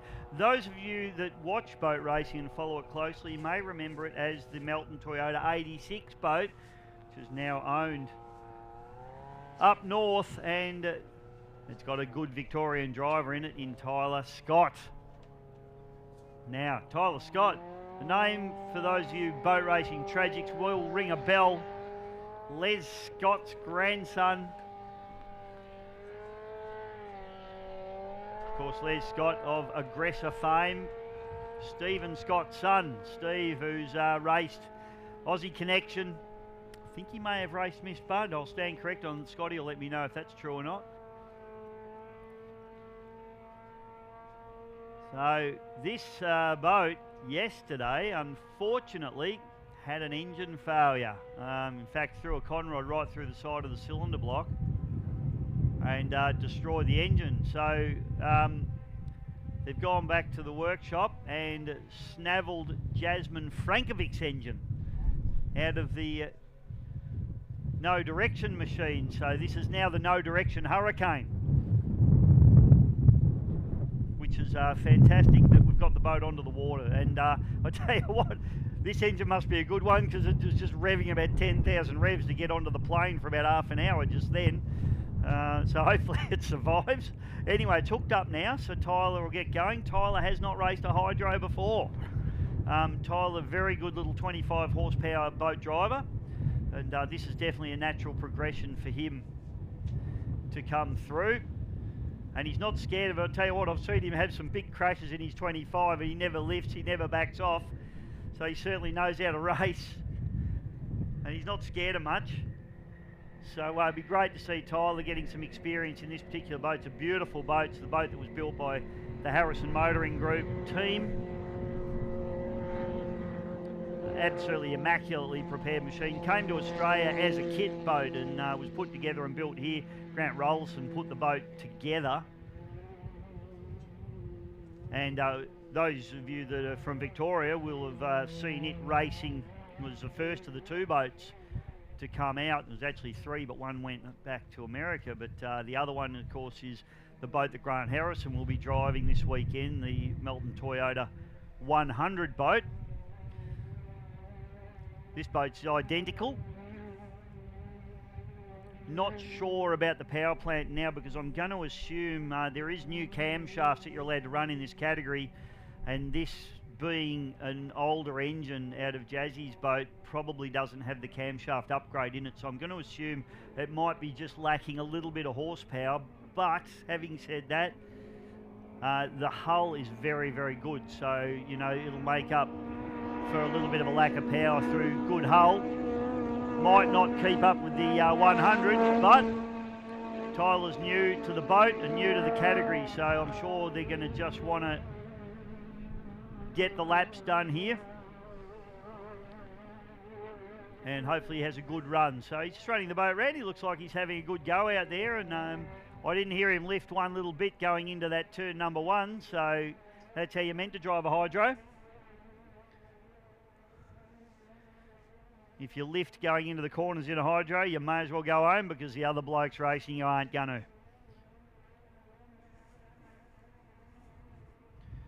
Boat sitting on the water beautifully.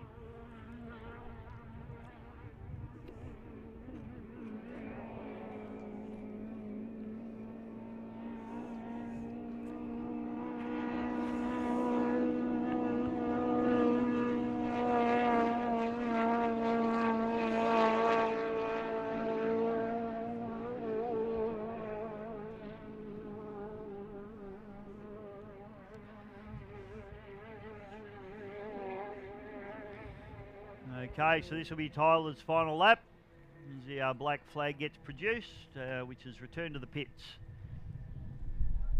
So that's great news, a great effort. A big shout out to the crew there. Big effort after yesterday, running the boat yesterday morning, and the engine putting a nice little window in the side of the cylinder block where the conrod decided to exit, and absolutely troweling that engine. So great to see them getting into it, not being defeated, getting another engine into the boat, and a big shout out to the No Direction team as well, the Frankovic team, for loaning them an engine. And it's great that the way the powerboat racing community works together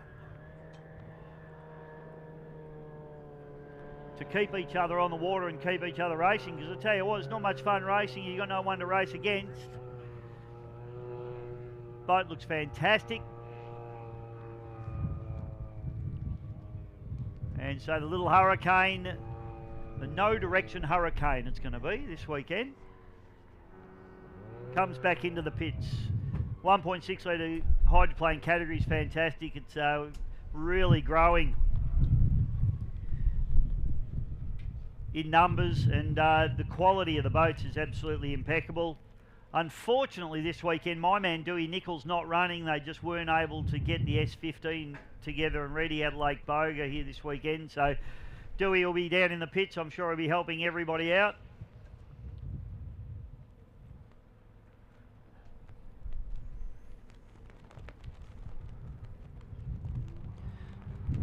So we have a race on the course now, which will be our 1800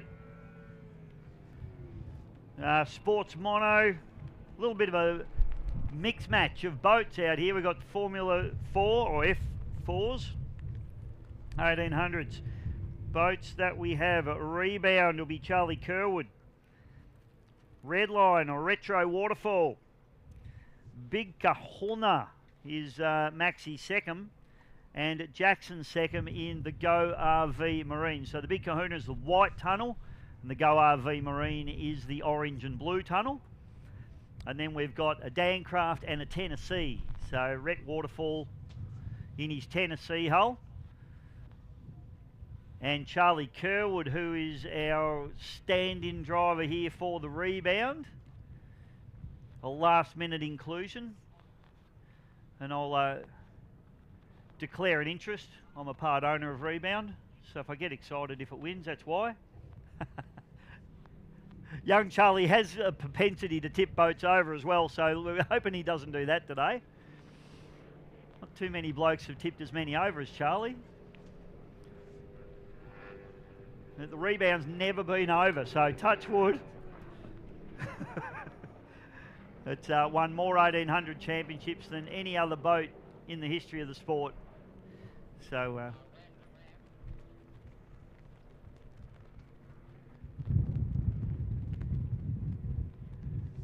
so these guys will get their warm-up laps done. This will be a clock start, I believe, scratch race. So hopefully for those of you at home, you might get the clock down in the bottom of your screen there, if Scotty can organise that for us.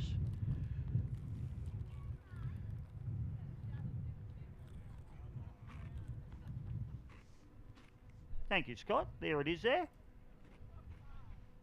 Scotty Lambert, one of our sponsors here this weekend, Boris the Boxer Productions. You probably know him better as GP Hydro live streaming. Our two wonderful cameramen, Big Neil Cullis and Paul Willow Williams. I'll be here both days just getting you all the action for you.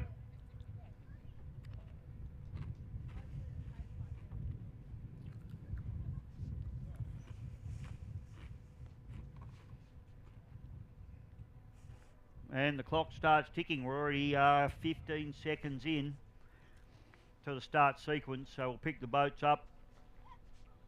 They're all milling. Waterfall, he's doing donuts out there. Rhett's a marine mechanic out of Victoria. Works for Race Marine in Chelsea Heights. A lot of you will know Simon Isherwood as an offshore powerboat racing legend.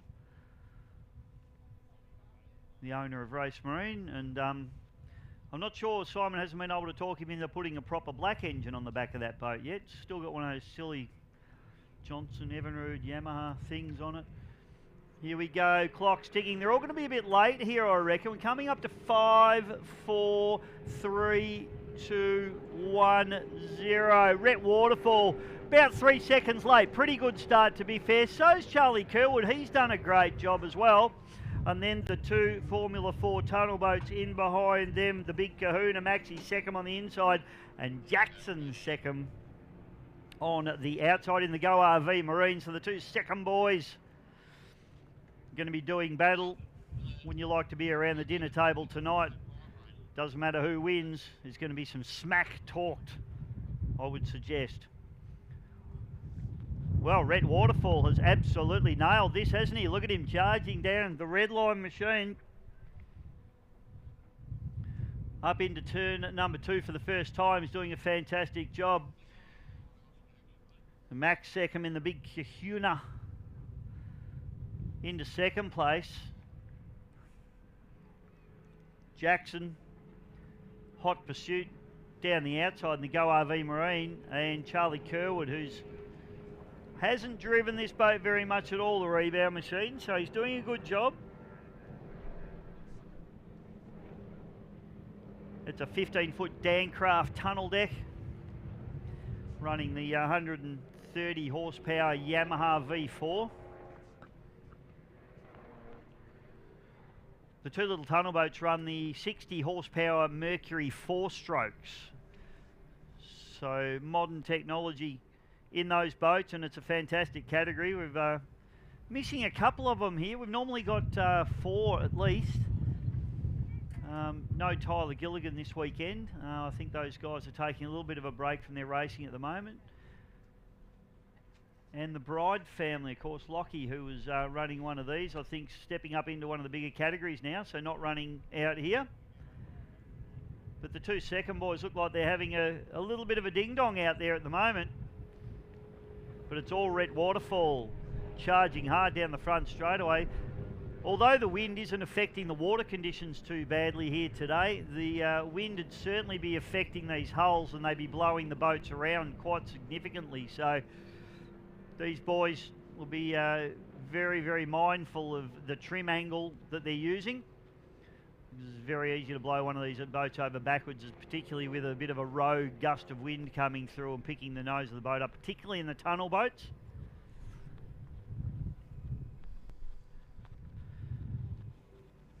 So Go RV Marine there, having a good run. The second boys battling it out. Big Kahuna, Max second, is the leader of that particular battle, but running second outright at the minute. Yellow flag comes out for Retro Waterfall. And the little Tennessee hull getting the job done beautifully. Those of you remember the Burt Hines Tennessee hulls. They haven't built them for a long, long time, but it's great to see them still out there and racing around. The two F4 tunnel boats. Max leading Jackson at the moment. And there's the Dancraft of Charlie Kerwood. He's busy as a one-armed wallpaper hanger in the cockpit of that boat at the moment.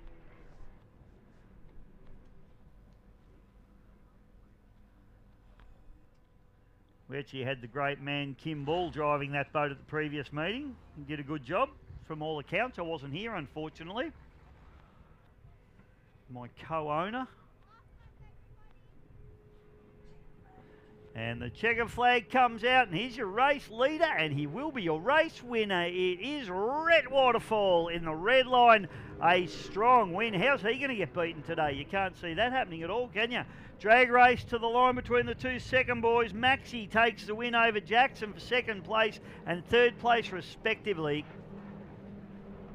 The Big Kahuna and the Go RV Marine. I don't know why they've named it the Big Kahuna. Who do you think the Big Kahuna is? Certainly not Glenn, their dad. Nothing big about him. Big in stature, of course. But in sheer presence, not so much. Bit like me, really. And my man, Charlie Kerwood. This kid has a tattoo of a thong on his foot, so that gives you a little bit of an idea and an insight into Charlie's mentality. He's a ripper kid, been around boat racing his whole life. In fact, his dad, Simon, is one of the great hard workers for powerboat racing. So great to have the Kerwoods out there.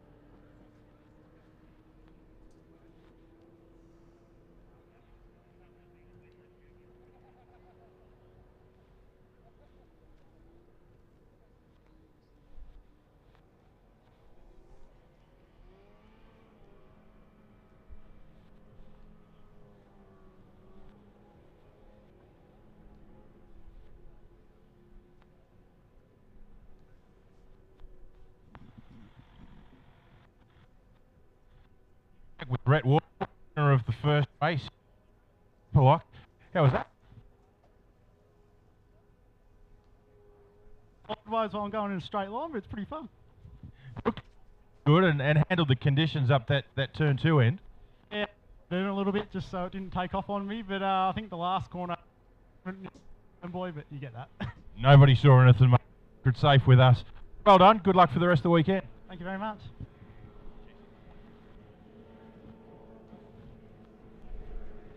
Thanks, Rusty, and a great drive there from Rhett Waterfall. 25 horsepower boats on the water now.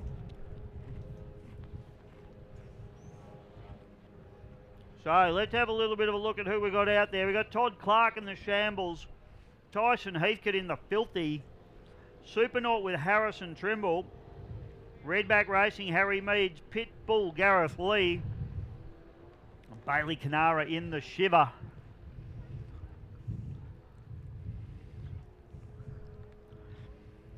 So this always provides some cracking racing, these guys. I'll try and pick up who's who for you. That's a Super Naut, that blue boat just going through there. That's Harrison Trimble.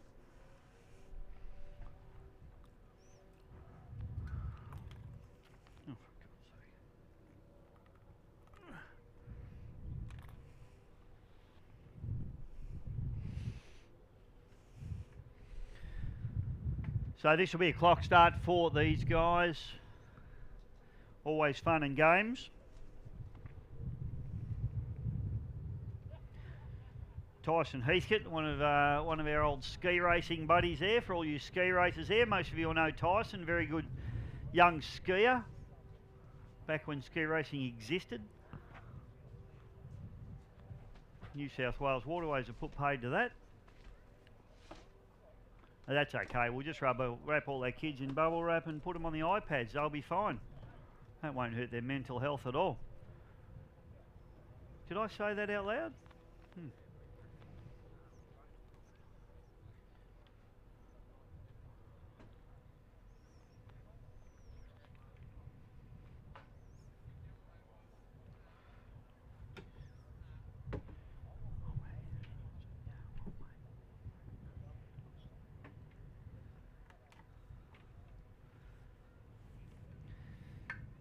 Tell you what, Gracie's busier than a one-arm wallpaper hanger up here today.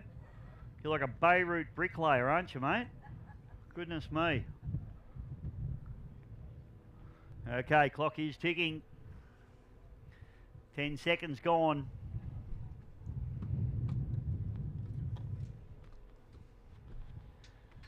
$15 seconds gone. Shambles Todd Clark looks like he's our pole man. Filthy Tyson Heathcote out a second there. Supernaut, Redback, Pitbull and Shiver. 30 seconds down. They'll start making their way towards the start line. So the trick of this, what you really want to achieve here is to be at absolute full throttle top speed and hit the start line as the clock goes 0. 15 seconds to go. Charging the line. Here we go. They might be a bit early. 5, 4, 3, 2, 1, 0. I'll let the judges be the judges of that one, but it's Redback who goes through. Tyson Heathcote in the filthy. Bailey Canara on the outside charging hard.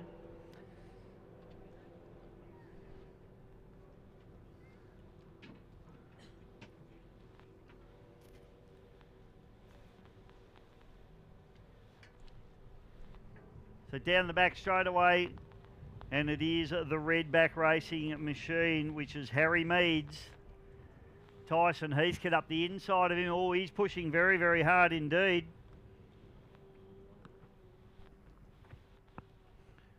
In fact, Tyson Heathcote pokes his nose into the lead as they go up into the top turn. Canara in third at the moment, doing a good job.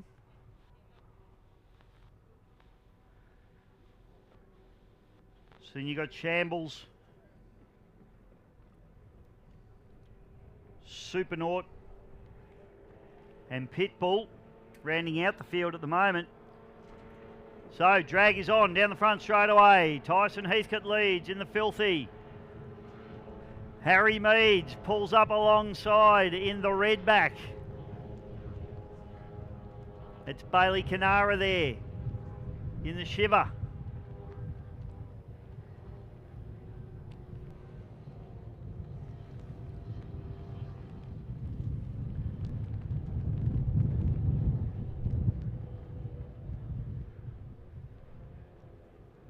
So Supernaut there, Harrison Trimble rounding out the field.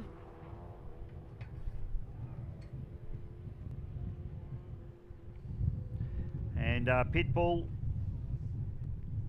and Shambles, the two yellow boats having a good battle.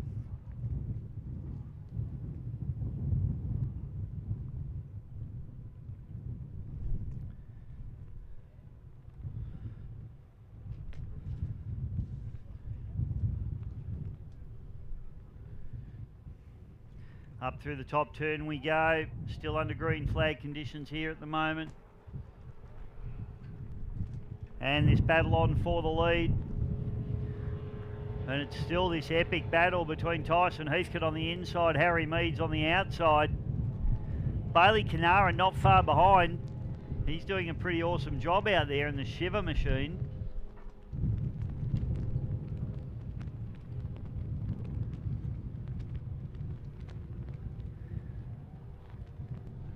I think the two yellow boats, I think this one's Gareth Lee in the pit bull.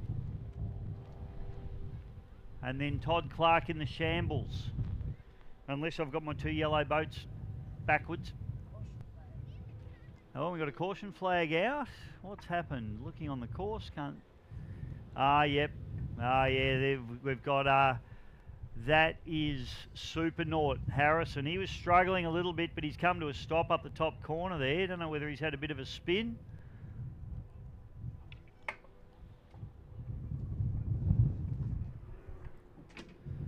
Okay, and this is going to be start of the last lap. And I'll tell you what, have a look at Harry Meads. He's poked the nose up the inside. Tyson Heathcote. Tyson still with a relatively comfortable lead, but I tell you what, you wouldn't take it for granted. His battle continues on. So Tyson Heathcote back to Harry Meads. Then it's Bailey Canara. Then it's the birthday boy, Gareth Lee, 50 today. Can you believe that? He looks 30. He's had the haircut. Looks 10 years younger. So happy birthday, mate, in the pit bull.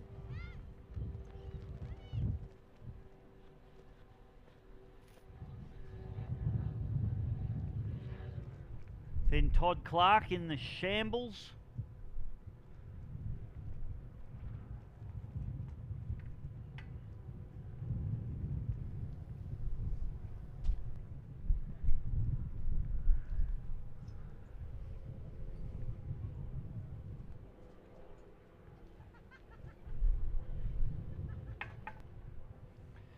So, battle down into the final corner. I tell you what, it's on here. Harry Meads has a big cheeky look up the inside of Tyson Heathcote now. Checkered flag comes. Oh, and Harry's had a real go at him here. It's going to be a drag race to the line now. Who's got the mumbo here? Who can get the job done? Heathcote's trying to hold him off, but Meads is coming at him hard. This is absolutely on here down to the line. Heathcote throws everything at it. Meads has come at him, but Heathcote gets in a boat length in front of Harry Meads. Bailey Canara into third place.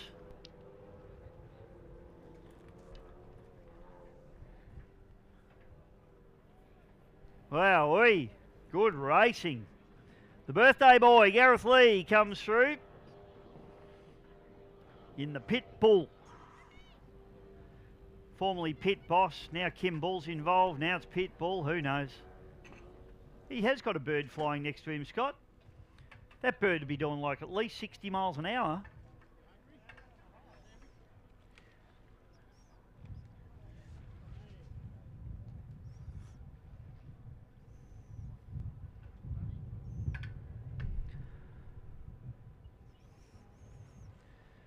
And Todd Clark will come through and round out the field. Unless I've got my two yellow boats backwards, but I don't think I have. Someone might help me on that.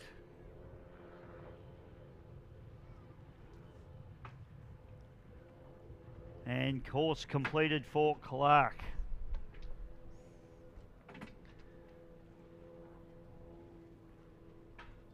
Well, I tell you what a comeback from Harry Meads there.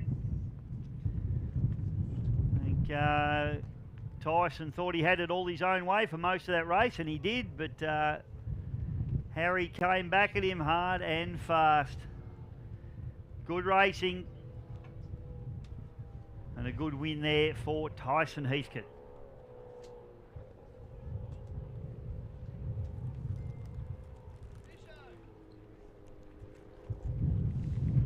Well, Caro, you would expect would be the class of this field. Super experienced team. multiple 9-time EC Griffith Cup winner and a fantastic supporter of powerboat racing in this country. There's not anything that Harrow hasn't really done in a hydroplane, and he actually, the GP 101 boat that we just saw go out was Harrison's boat prior to this boat, so he certainly knows his opposition very, very well. He knows the game very well, and this team will go out and they'll go through their process and procedure, do their warm-ups, but they will desperately want to win their second National Driver Championship. Of course, winning the inaugural National Driver Championship last year was only a one-round series at Lake Glenmaggie.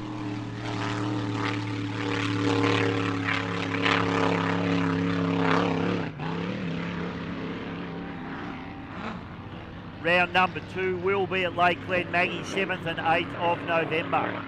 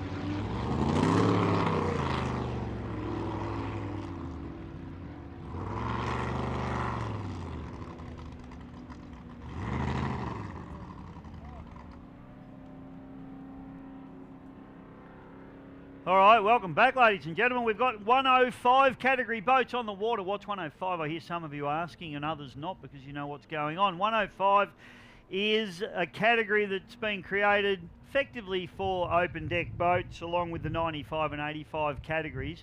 Can run cockpits in the class, of course,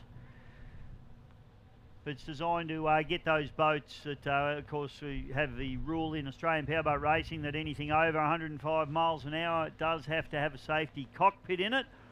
So, of course, all of those boats that don't have cells need somewhere to race safely, and so therefore we have speed limited classes, and that's what this is. Up to 105, you go over 105, you are out. A little bit going on in that space in APBA as well. I believe that it's going to be restricted back to 95 miles an hour.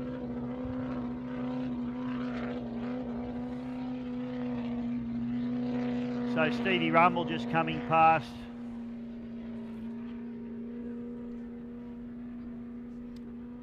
Sorry, Jim Beattie coming past there. And that's the a new boat for this team. It's the Barmer Brumby. So great to have Jim out and about again. Gee, I'll tell you what, Scotty, I love the look of the cell on that boat. It's a beautiful looking bit of kit. We got Mickey Godsell out there. Paul Jones was supposed to be, but that boat has gone back onto the crane. Unfortunately, that drama that occurred during practice looks like it might have reared its ugly head. So let's hope they can get that boat sorted. Point Blank Reloaded. And another madam of the boats that are supposed to be out there. However, looks like we might have a slightly depleted field for this one, unfortunately. But first inboard race for the weekend. White flag on Barney Patterson's start boat flying high, and it's actually Steve Rumble is our flag man in the boat. Flag drops, you know what's up, and we are racing, and away we go. A Point Blank gets an absolute barn burner at the start. Godsell inside him. And another Madam Tommy Webster on pole there. Doesn't quite get the run out of turn number one that he would like. In fact, he has a problem and he pulls in. That's a shame for Webster. Godsell is the man that pulls away down the back. Shoot, absolutely flying in the moonshine. And the Barmer Brumby, Jimmy Beattie, in this new arrangement for him, really starts to lean on it. Not quite as quick in the corners as the other two at the moment, but that's just going to be a learning process for Jimmy Beattie. As he slides round through the top turn, it is Godsell, Victorian Speedboat Club member, on his home track, doing a fantastic job. Point Blank, Shane Northey up into second, and Beattie's coming at him hard. Northey's going to have to keep an eye on the mirrors that he doesn't have.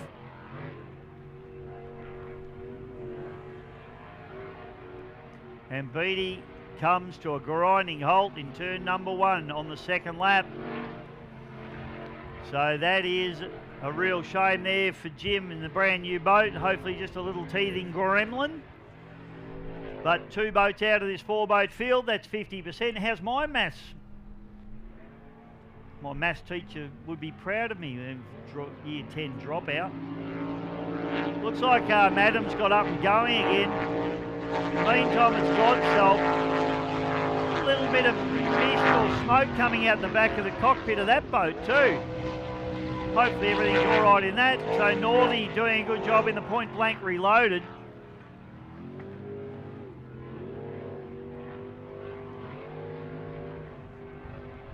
Running up into second spot at the moment, having a bit of a lonely drive around the Derrinal Pool here at Lake Eppalock. Webster's up and going again, but unfortunately for him, a lap down, sadly. Wind comes through, blows my biscuit on the ground, no good. That's not a euphemism for anything, it just did blow my biscuit onto the ground. Checkered flag comes out, and it is Mickey Godsell comes through and takes a strong, solid win as he streams past Tommy Webster. Northey comes through, and the Point Blank Reloaded comes through for second place.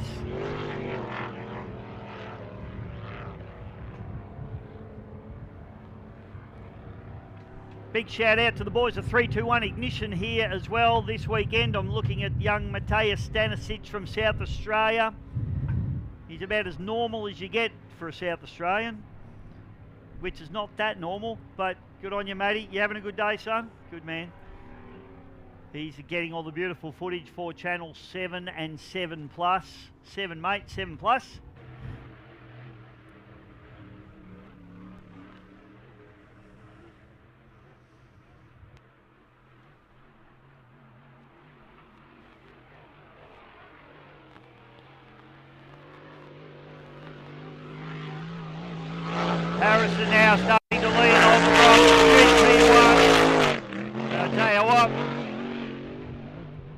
Harrison looks fairly serious. He's hit a race. This boat will be cracking 160 miles an hour down this back straightaway now as it dances from sponson to sponson. Harrison wants to lean on this thing. He's hit a race this weekend. Already in his opening laps of practice, looking super, super quick. I think he wants to throw the gauntlet down and say, if you blokes want to beat us, you're going to have to be fast. Gives them a little bit of a glimpse of what they're up against. So Harrow happy with that. He's shown his opposition what he's got. And brings the boat back into the wet pit area. He'll be craned out, but Grant Harrison, once they pull him out, we'll throw over to Rusty in the pits and get the good oil from Mickey Godsell, guy that's really stamped his authority on this category over the last few years. And it did have a year off, or a year or two off actually. But I'll tell you what, you wouldn't know it. He comes back to it, he just starts winning again. So it's a great boat, that Moonshine boat. It's a VSBC boat, Everingham hull, and very cool old school hull, and of course the LS engine in that boat too, so new school engine in an older style hull. Just watching Supernaut getting towed back in there as well, so he's had to sit out there for a little while. Finally ends up back in, and let's hope they can get that little 25 horsepower boat sorted out.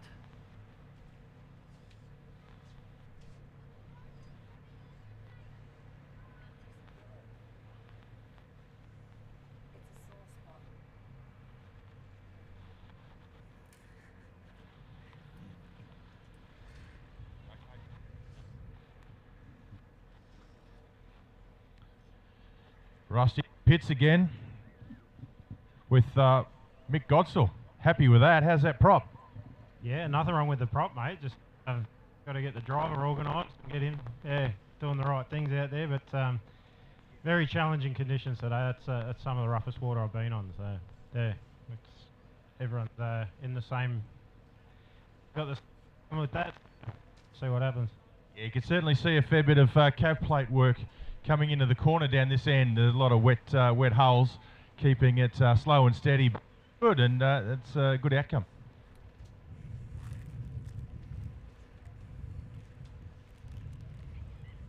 Yeah, more a case of your best luck getting around the corner sometimes, but yeah, we got it done.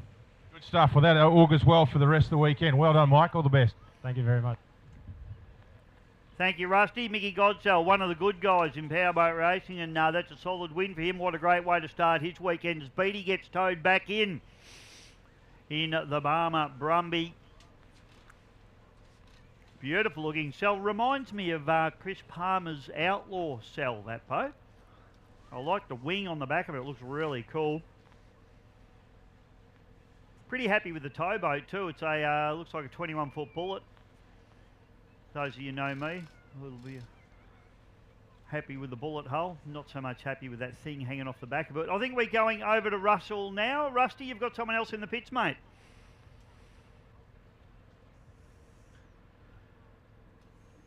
No, we haven't got Rusty in the pits. Okay.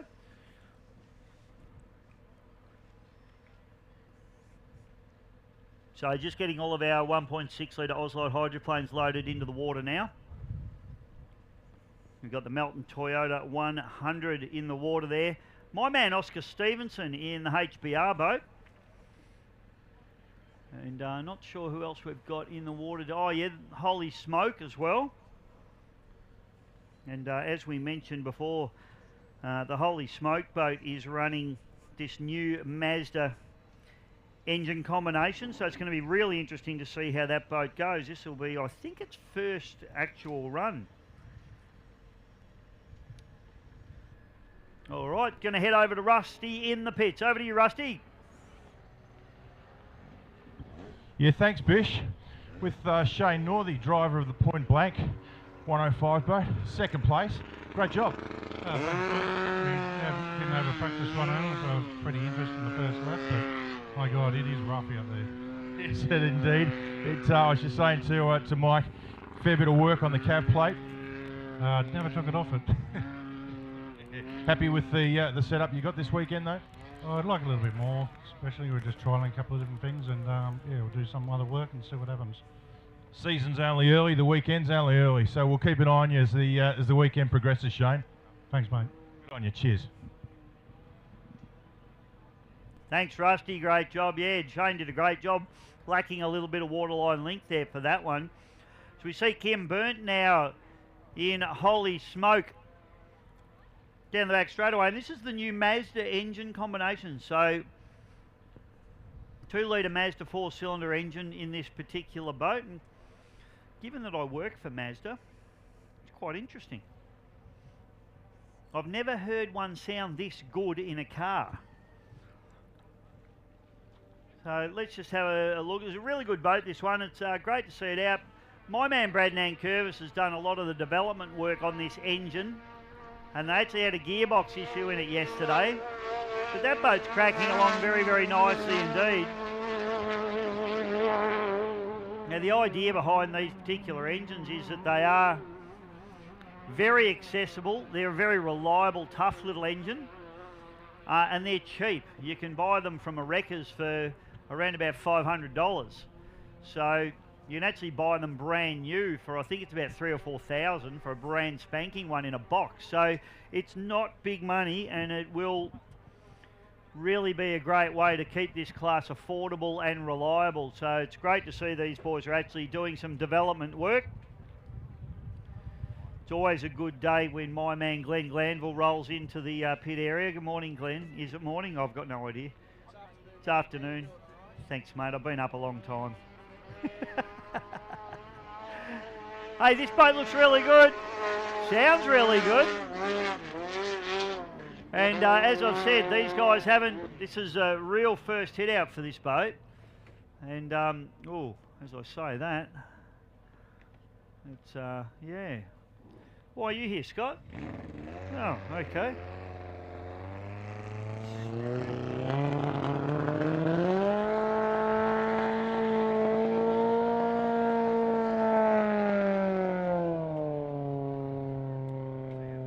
Thank you, Boris the Boxer. I noticed you're a sponsor this weekend. That would have been a big cash deal. There would have been a lot of money involved in that, I would have thought. Half my pay slip. What's half of nothing again? Half of nothing's nothing, I think.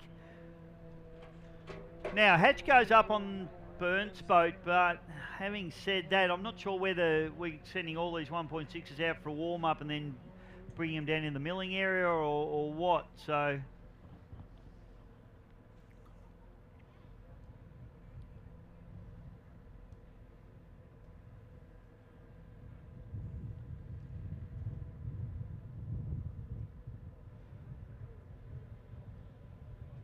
next boat that we do have on the course, and we heard Rusty chatting with Oscar down in the pits. It's Oscar Stevenson. In this particular boat,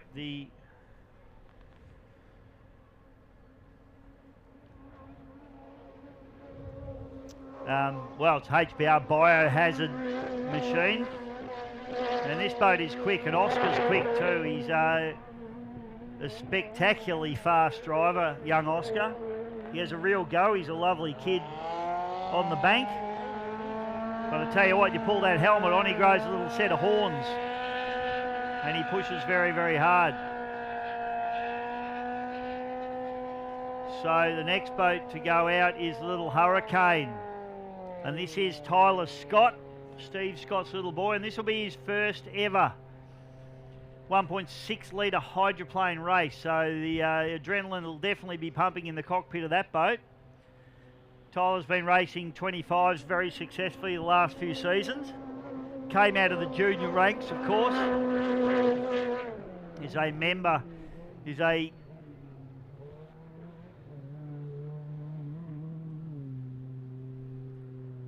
part of VSBC royalty, the Scott family. So racing on his home track. Be good to see him out and about. We've got Wendy Geelan there. She's on the bank waiting. And we've also got Grant Harrison in the Melton Toyota 100 entry.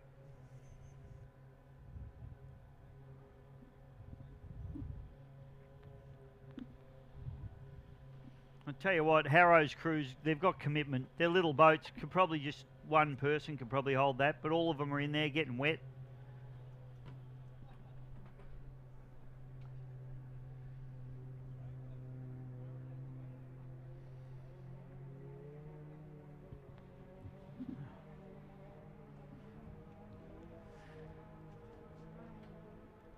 So we'll get these boats out and about, get them warmed up, and then we'll get them down into the milling area and we'll get them going. Big thank you to Land Transport, Kite and Crane Hire, Gilflight Boats, Patches Canvas Manufacturing, MSC Signs, Mitre 10 in Heathcote, along with Leroy's Backhoe and Plant Hire, Elevated Crane Hire and Rigging, and also the beautiful Lucas Oils, Australia and New Zealand, along with Sustainable Solar and Plumbing, Accountable Caravan Covers and Flyovers, Carlisle Engineering, Boris the Boxer Productions, and of course the beautiful city of Greater Bendigo, my hometown.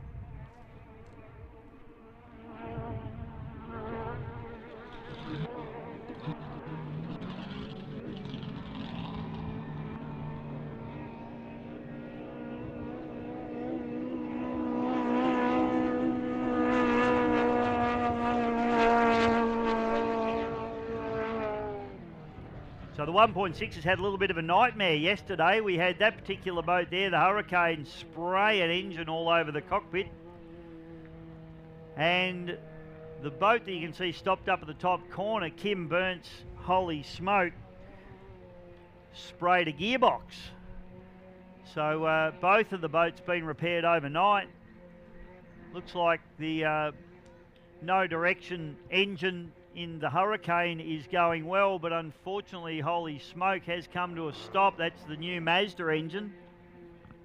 I'm not too sure what the problem is there. Hopefully it's just a minor glitch.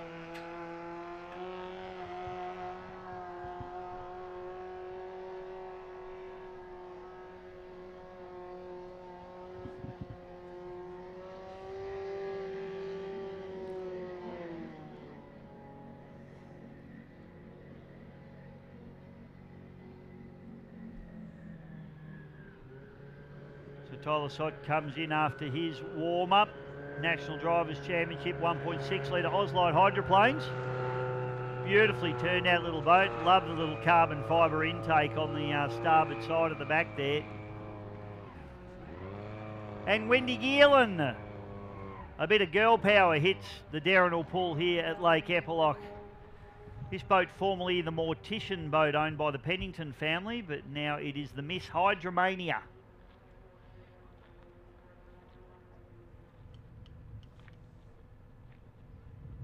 Very, very good boat. It's a timber hull, this particular boat. Been a very successfully campaigned boat over many years.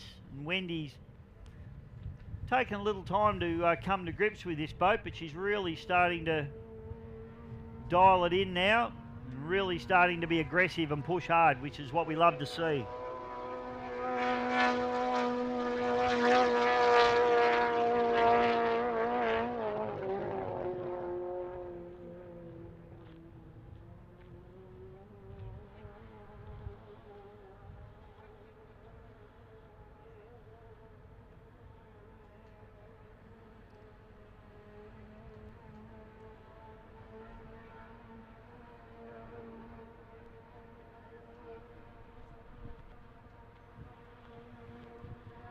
Rightio, just while we've got these boats going around, I think Rusty's found Tommy Webster down there in the pits. Over to you, Rusty. Thanks, Bisho. Down here in the pits again, this time with Tom Webster, pilot of another Madam. What's going on, Tom? A couple of minor issues. Minor? Yep. Fuel issue, yeah. Okay, yeah, she didn't look too happy starting up as you headed out there. No, but once it was going and then fuel hose come off. That'll be a fuel issue every day of the week, won't it? Yep. Annoying, but an easy fix. Back in there for the rest of the day? Hope so, hope so. Good luck. All right, we'll keep in touch. Right. Thanks, mate. Thanks, Rusty. Tommy sounds very excited down there, doesn't he? You'll be right, Tommy. I'll come and give you a hug a little bit later on, mate. But get onto that boat. You'll get it sorted. It was quick. Rusty, when he took off, he was certainly very, very quick out of the gates and probably looked like he was going to get somewhere, but unfortunately the boat coming to a stop on him.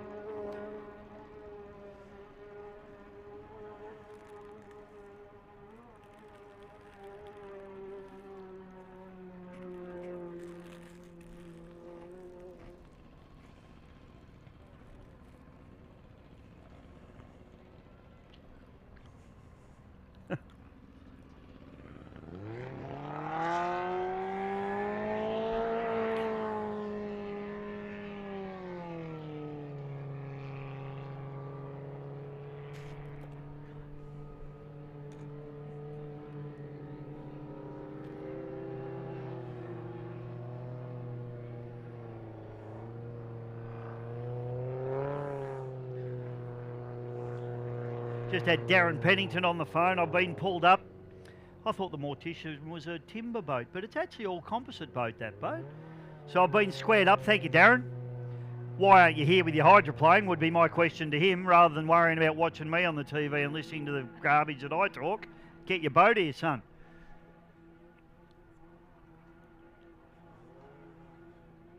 Wait for the next message from him now.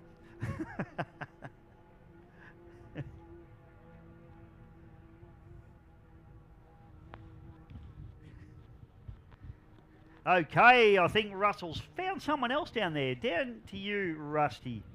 Bisho, I'm here with one of the great legends of powerboat racing and his box of pills and springs and God knows what. Brett Nidry, how are you? Yeah, good. What are we doing here? Just changing Jason's tune up a little bit. Putting a bit more in? Taking some fuel out of it. It's a little bit rich, this engine at the moment, so we just want to take a little fuel out of it and make it a bit more lively at top end. Tell me, how many engines have you got on the water this weekend, mate? Only Harrow's couple. That's about it. And I'm helping Jason out, but Stewie Thomas put this one together, so just helping him with the tune-up. Stewie Thomas. Now, there's a name we don't hear very often. No, ex-ski race guy, and very, very lovely bloke and very good engine builder, so happy to help him out. And also I do Dennis's too, sorry. So. Very good, very good. And I haven't met the driver of the Reckless boat, Russell. Mate, yeah. And you too? You looking forward to a big weekend? Yes, mate. We're probably only going to be running today. See how we go, but it's just a couple of laps I want to get in and make sure the boat's okay, and hopefully we can make it up to Mildura. Yeah, for those of you unaware, big meeting Mildura next weekend, and at Berry the following weekend. Duff Daly coming out from the US, the old legend. Yeah, it'll be good, mate. Doing it to get there, but for us, a couple of weekends back to back of getting some seat time, and we'll go from there. It's a big agenda, that's for sure. We wish you good luck. Good on you, mate. Thank you very much. Cheers. Thanks, Rusty. And I tell you what, Jace, you might not have met him, one of the nicest blokes you'll ever meet. And I tell you what, Rusty, you should see him on a water ski. The man's an animal. So, and I said to him this morning, actually, that if you understand hydrodynamics, you're going to drive a boat well too. And I have no doubt in my mind that Jason Jones will be one of the top competitors in that unlimited category. And just quietly, I think there might be an engine for that boat in the Brett Nidry stable waiting to go in for next week. So good on you, Bretsky. I'll probably let the cat out of the bag, but you know, that's what I do. I'm a commentator. That's how we roll. Keep the fans interested. Grant Harrison in the GP? No, it's a Melton Toyota 100 boat. Has just been out and done his lap, and that boat, as did his Grand Prix hydroplane, looks speedy as all get out. So Harrow, I think he'd have to be pretty happy with that. I'm pretty happy with it. Sounds good, looks good. As always, anything that comes out of this Harrison stable is immaculately presented and rarely has any issues. So these boys come in, hatch goes up, and I think that is practice done for our 1.6 litre hydros.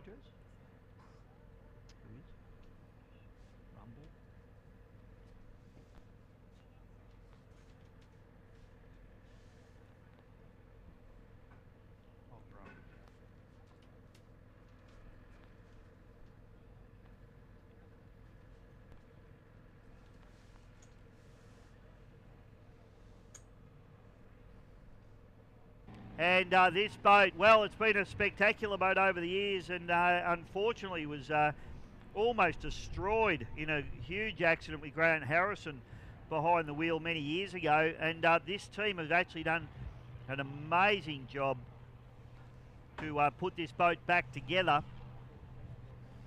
and have done a wonderful job. It looks beautiful. Did a fantastic job. Did a fantastic job at the EC Griffith Cup last year in this boat at Yarrawonga, and Ben, one of the nice guys. In fact, all nice blokes, these GP Hydro drivers. I don't know what it is about being a GP Hydro driver. They're just all good fellas. All competitive buggers, there's no question about that. This boat is absolutely stunning, as was the GP 55. So Clark now will just wind this boat up again, as we saw with James Tate in the 55. Great to see the 55 boat looking fantastic in its yellow livery as well. That boat, a lot of you will remember, Paul Cunningham won a Griffith Cup in that particular boat. Tell you what, Clark's not mugging around, he's straight into it. It's obviously got oil pressure and temperature he's pretty happy with, and he's just starting to lean on this boat. They did sustain some damage to this boat, and they've had to put in a mountain of work to put it back on the water, but I tell you what, he's not scared of it. He actually, at the St George Motorboat Club Spectacular around about 6 months ago, had a huge off in this boat as it did a flat spin at around about 150 miles an hour, and unfortunately did quite a bit of hull damage to the boat. So the boys have got it back together. They have raced it since, so they're just slowly creeping up on it, but they'll be very, very keen now to really try and take it up to what everyone understands is the world-class GP1 team. Grant Harrison will be here to try and win this one. It's a 2-round series, National Drivers' Championship.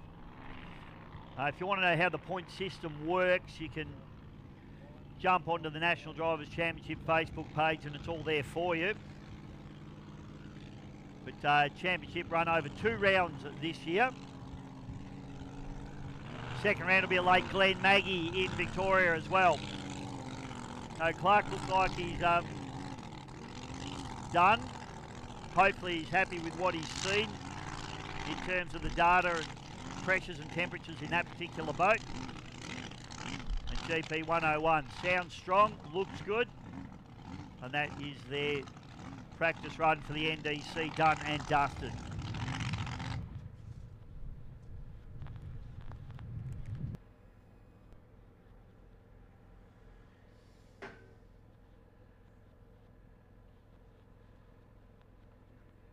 Rightio, welcome back, ladies and gentlemen. And I had my 2 yellow boats the wrong way around. I knew I would. That's Murphy's Law, isn't it? 50% chance of being wrong is like 100% chance of being wrong. So Todd Clark is the Shambles boat. That's a light yellow one. And Pitbull, the birthday boy, Gareth Lee, that's the darker yellowy coloured boat. You got that, Glennie? You with us? Okay, good. Right, so the other boats we have out there, Tyson Heathcote in Filthy, Supernaut Harrison, he had drama and got towed in. I think he is out there though. I think I can see him over there in the milling area. Then you got Redback Racing, Harry Meads, Bailey Canara in the Shiver. So here we go. Clock should be ticking. We've got a blue flag up. Oh no, clock's not ticking yet. Oh, white flag goes up when the clock's over. There you go, folks. Here's a little lesson on flags for you. Gracie knows what she's doing, fortunately, because I don't. Blue flag goes up, that sends them down to the milling area. Then the white flag comes up. That's when the clock starts ticking, and then we start 1 minute after that. Are we all on the same page now? Right, good, okay.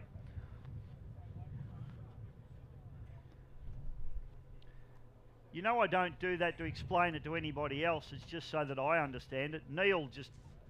Is that blood coming out your ear, Neil? I think there's blood coming out your ear. Poor Neil. Thinking's not his strong suit at the best of times.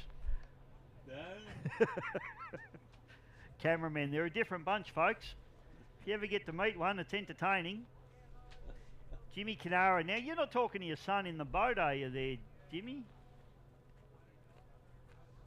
I reckon there's some dodgy stuff going on in this 25 horsepower category.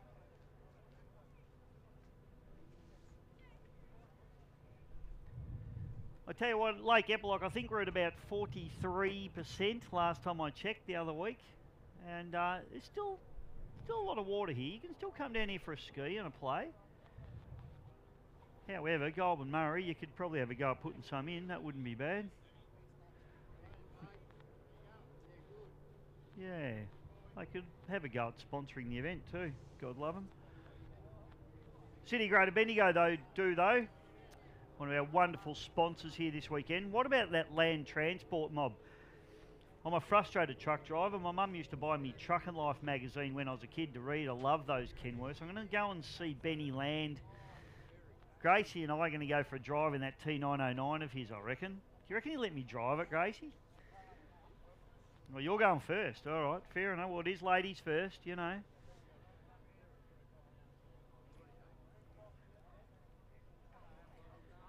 Okay, so white flags out, clock's ticking. We are 30 seconds to start. They're all milling. Now they're starting to make their way. In fact, Supernaut looks like it's going to have a hard and fast run. Harrison Trimble, but he won't want to be too early. He's still got 20 seconds. They're charging to the line. I don't know. This is going to be a little bit touch and go. 10 seconds. He's going to have to back down. He's come in too hot. 5, 4, 3, 2, 1, 0. You can be the judge, but everybody hits the line and they are racing. Bailey Canara got a nice start there on pole position, so good job for him. Todd Clark on the far outside in the shambles. And down through turn number 1 we go, and it's the Redback charging hard down the back straight away, and Redback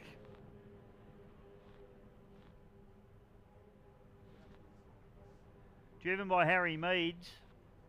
He's going to head up in that top turn. Now him and Tyson Heathcote had a drag race to the line in the previous race. Let's see what they can do here. This Redback boat's a little bit of a different looking hull design. It's designed and built by Timmy Martin of the Fiberglass Shed down there in Seaford, Victoria. And they were actually designed to have a deformable pickle fork on the front of them like a tunnel boat, but that never happened, so now they just look like they've been punched in the nose. But I tell you what, they are fast and they handle really well, and this is an incredible three-way battle going on. Harry Meads, Tyson Heathcote and Bailey Canara on the inside there. What a battle for the lead between these three. Toddy Clark goes past the Supernaut machine there with Harry Trimble. Harry ran at the line a bit hard and a bit early and had to back down, unfortunately. But the good news is his boat stopped in the last race and still going now. And then the birthday boy, Gareth Lee, in the Pit Bull.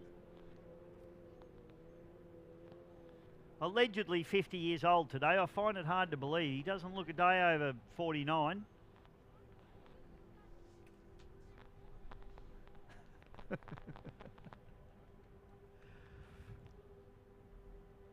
Up into the top turn we go, and it is still Harry Meads.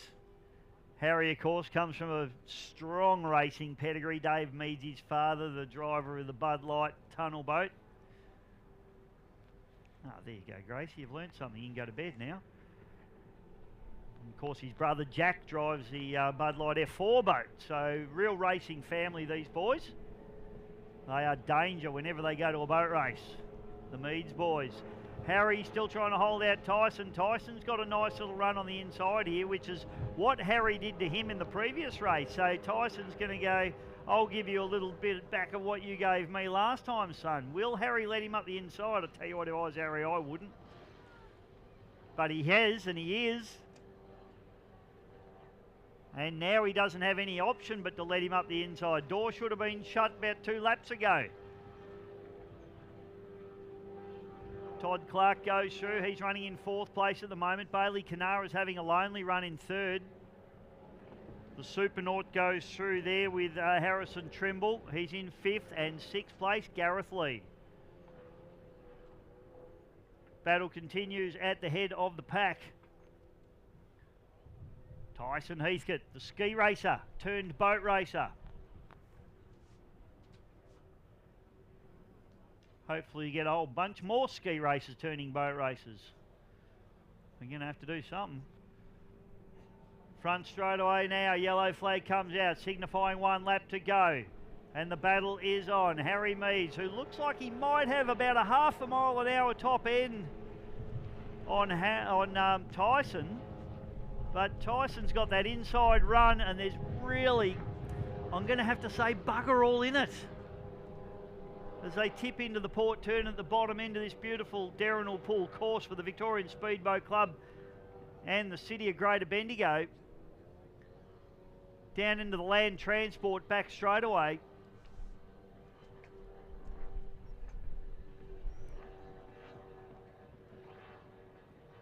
Bailey Canara just having that lonely run. He's faster than the rest, but he's just not quite as quick as the 2 lead boats. Bailey's a ripper kid. Looks like he should be a front rower in a rugby team.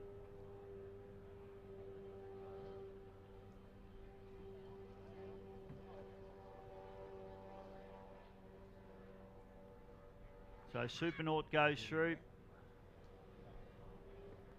And so too does the Pit Bull. With our man Gareth Lee. Birthday boy. Oh, I tell you what's happened here. Tyson Heathcote, something's gone on here and I missed it, sorry, but Tyson's come through for a solid win over Harry Meads. Tyson picks up the checkered flag. Harry Meads must have had a hook or a problem because he dropped a lot of ground in the last corner. Bailey Canara actually closed up the gap on him as well. So Bailey picks up 3rd, gets onto the podium. Then Todd Clark, he'll come through to pick up 4th place. And Gareth Lee nearly a lap down in that boat. They're looking for a little bit of pace out of that machine, I would suggest. We need Kim Bull to get down there and do some illegal modifications.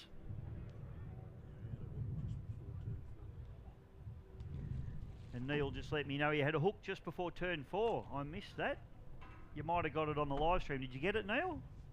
He did. So those of you watching at home saw what happened and I didn't. There you go. You can't hook them. You lose races that way. He probably did pretty well to hang on to 2nd place, to be fair.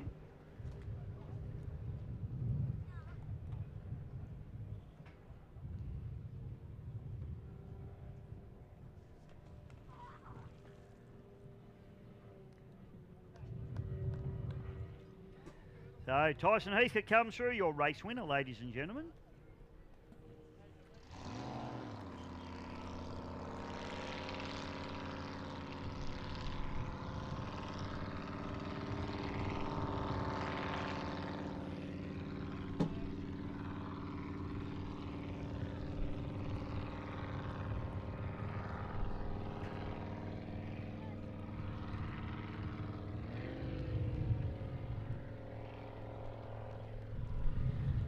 Rightio, so next category to hit the water will be our 85-95 mile an hour category boats.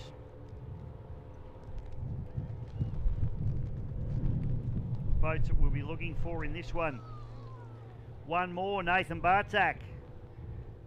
The Barmer Brumby, I believe, is out for the weekend from what I'm hearing, which is sad news. And Mickey Godsell in the Moonshine Racing.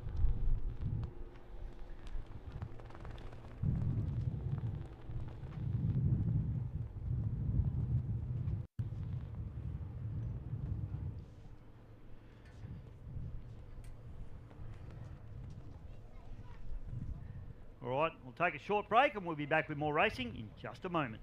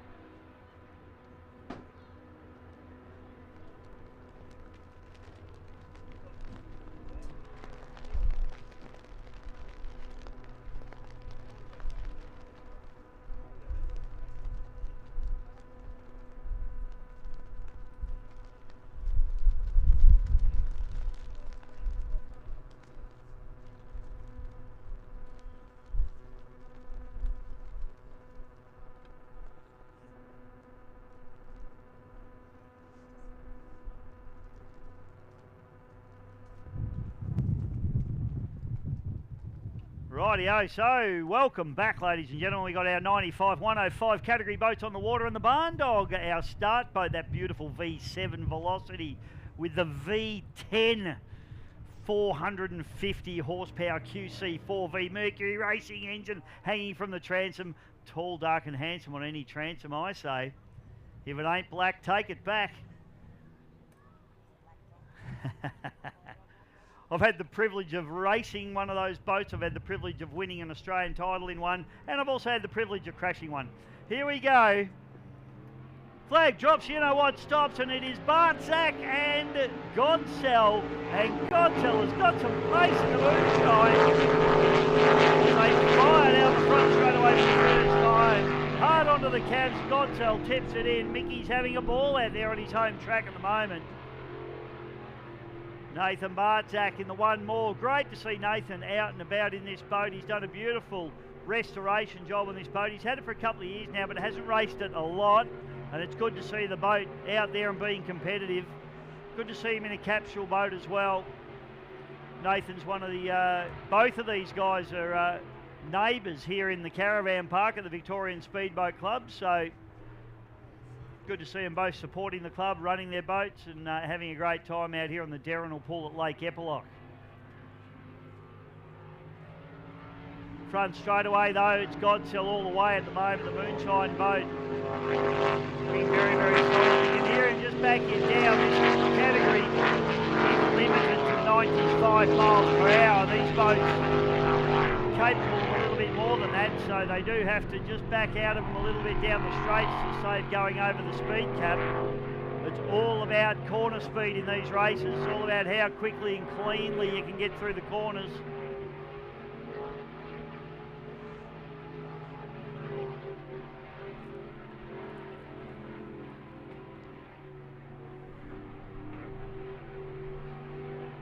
A yellow flag gets produced. So there'll be one lap to go for Mickey Godsell.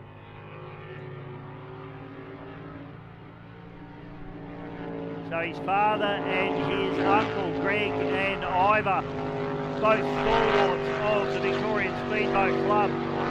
Very close-knit team, the Godsell team.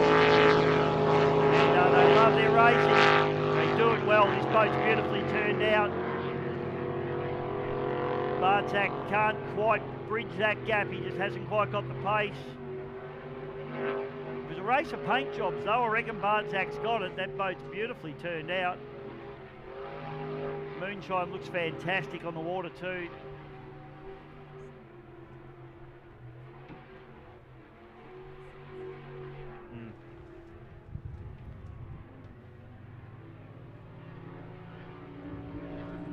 Moonshine now. This is Mickey Godsell. He'll come through and take the win. Checkered flag. Great win for him there. And then Nathan Bartzak into second place in the 95 mile an hour category. Great racing. And that race brought to you by Accountable Caravan Covers and Flyovers. Big thank you to Troy Cameron, the man down there. If you need a flyover for your caravan, get on board. And Troy will be able to sort you out, absolutely no doubt about that. We'll take a short break. We'll be back with more racing in just a moment.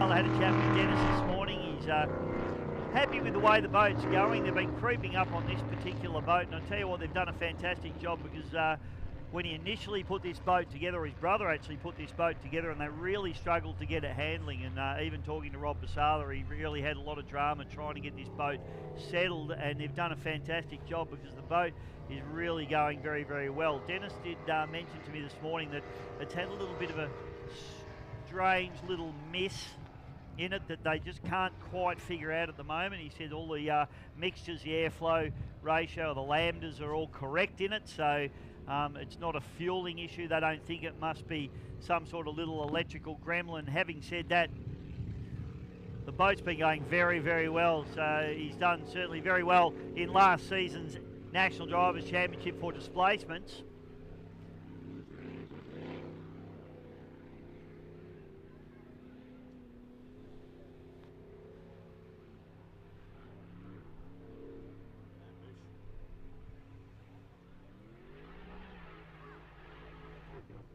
Oh, and he gets on it and it pops.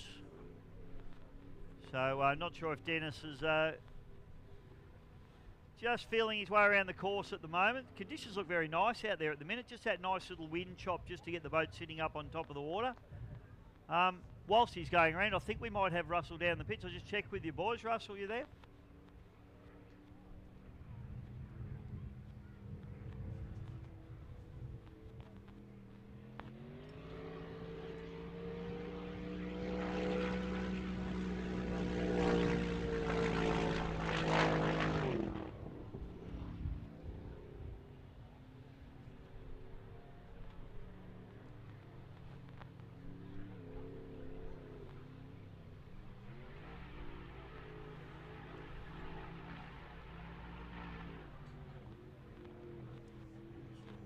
G'day again, folks. Russell down in the pits. I'm with James Tate, pilot of the GP55 High Tension Grand Prix hydroplane. First of the big boats on the water this weekend, James. How'd you go? How'd it feel? Yeah, all felt good. Just a bit of a warm-up run. We've had some new engine parts from Mountain Products in the States that went in a couple of weeks ago. So that's our first water test. Felt really rich. Water conditions are favourable. Track feels really good. So the boys will just take the data out of the boat now, start putting a decent tune-up into it. Everything felt really good to get back on the water. We'll be starting on the outside, so yeah, wish them the best. Great to bring it back to the bank. Yeah, it's great to have you here, and a family of great tradition in powerboat racing, the Tate family, although not in hydroplane racing. Some degree of sacrilege, I should imagine. What sort of combo are you running? Yeah, so it's actually this engine's an engine that Dad used to run years back. So 540 cube with a 1471, like a 380 23-degree cylinder head. Makes around somewhere between 15 and 1700 horsepower if I can hold it flat. That was about sort of 60% throttle then, so it's kind of hard to ask for more when you can't use what it's got. But there's plenty left in the boat. Felt fast, turned well. Both the Righto, Rusty in the one of the up-and-coming celebrities, nay, playboys of powerboat racing in the junior category so far. JD Land, good to meet you. Good to meet you too. How's it all going today? Pretty good so far. Come on, mate, a few more words. How's the boat going? Oh, yeah. It's going fast. Yeah? Haven't seen you out. You've been out, yeah? Yeah, I've been out once already. How many more races this weekend, bud? 2 today and I think 3 tomorrow if we get them. I'm sure you will. I'm sure you will. Where does the sport take you from here, my man? Hopefully into bigger boats. Hopefully. I know your mum and dad, huge contributors to the sport and huge contributors to the VSBC. They're committed. I've got no doubt they're committed to you and the family for powerboat racing to come. Yeah, we're all committed into it. Where do you see, what would you like to be racing in 5 or 6 years' time? Maybe an unlimited. Oh, see, big call, unlimited for JD. Watch this space. Good luck for the rest of the weekend, buddy. Thank you. Thanks for spending some time with us.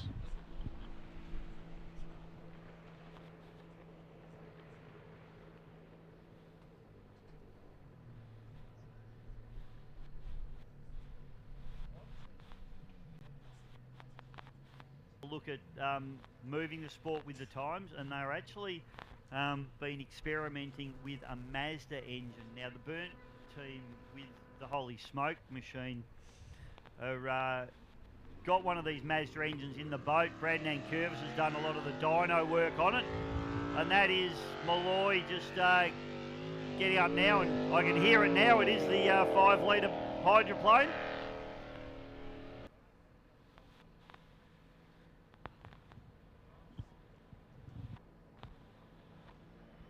Thank you, Rusty. Working beautifully down there in the pits. I believe you found somebody else down there, mate. Who have you got?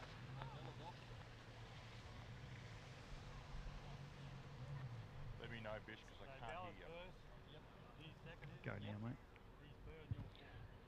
Thanks, Bisho. Just on the ramp here right now in the 6 litre hydroplane, Tony Murphy.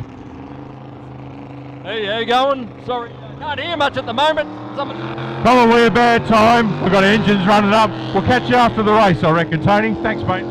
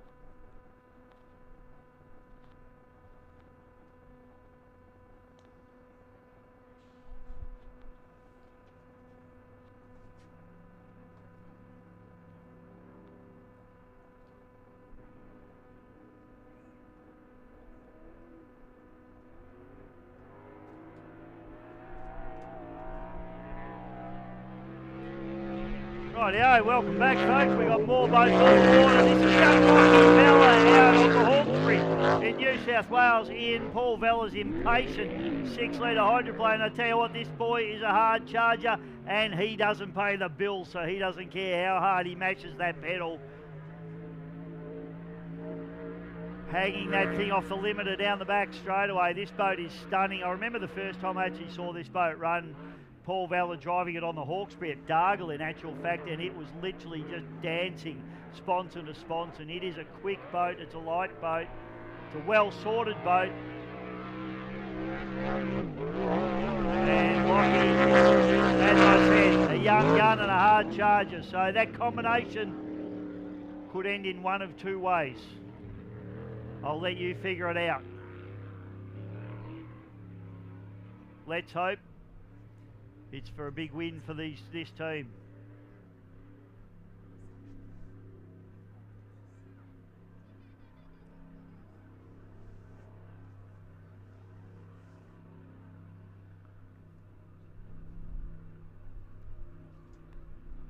Developing ourselves a little spectator fleet over there. That was me. When I was 8, my dad used to park his boat over there, and that's where we used to watch the boat racing from. Dropped anchor. Great spot to watch from. Nothing better than watching a boat race from a boat.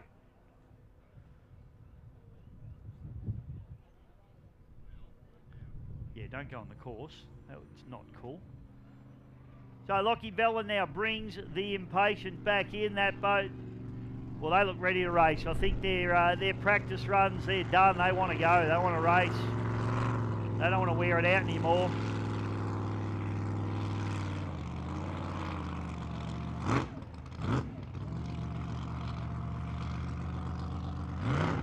Probably Lockie's first experience in a big lake. These boys used to racing on rivers mostly. So Paul Jones now will head out to Mansfield in Victoria. Stampede. They've had some drama with this boat. So I hope that they've been able to sort that out. Pete Stevens has been working hard in the pits on the boat.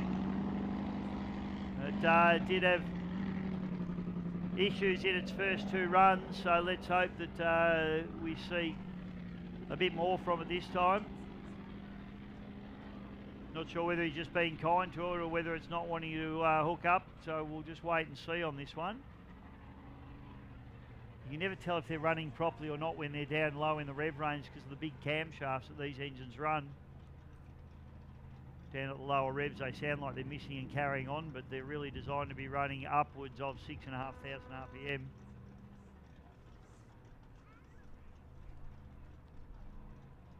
What's going on?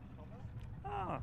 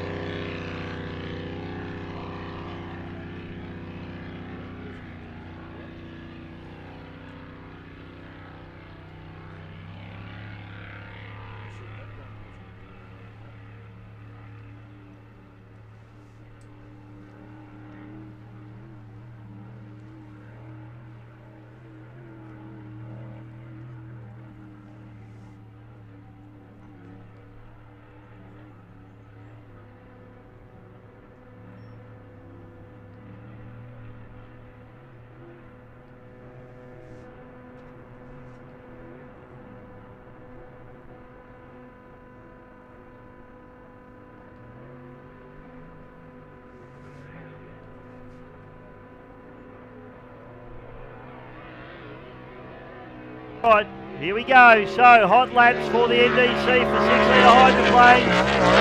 And we have got AMR on the course, and this is going to be Andrew's hot lap.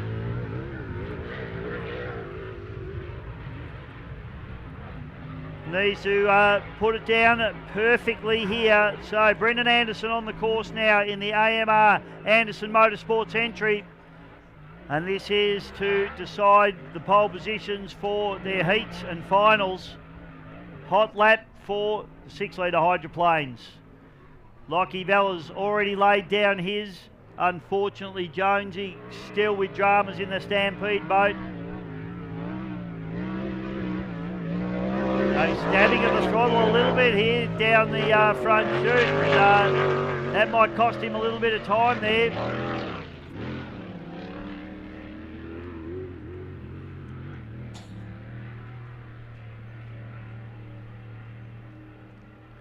So we'll try and get the times in for you on these hot laps. So at the moment though, I could probably on the guessometer say to you that Lockie Vella will be the man.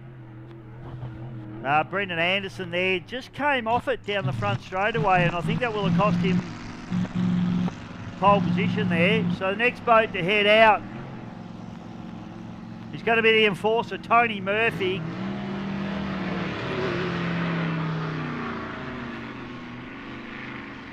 This boat with its zoomy pipe sounds like an unlimited hydroplane, but it's not, it's a 6-litre. The zoomy pipes sound absolutely fantastic, and this boat is fast. So Brendan Anderson brings his boat back in after his hot lap. The Anderson Motorsports.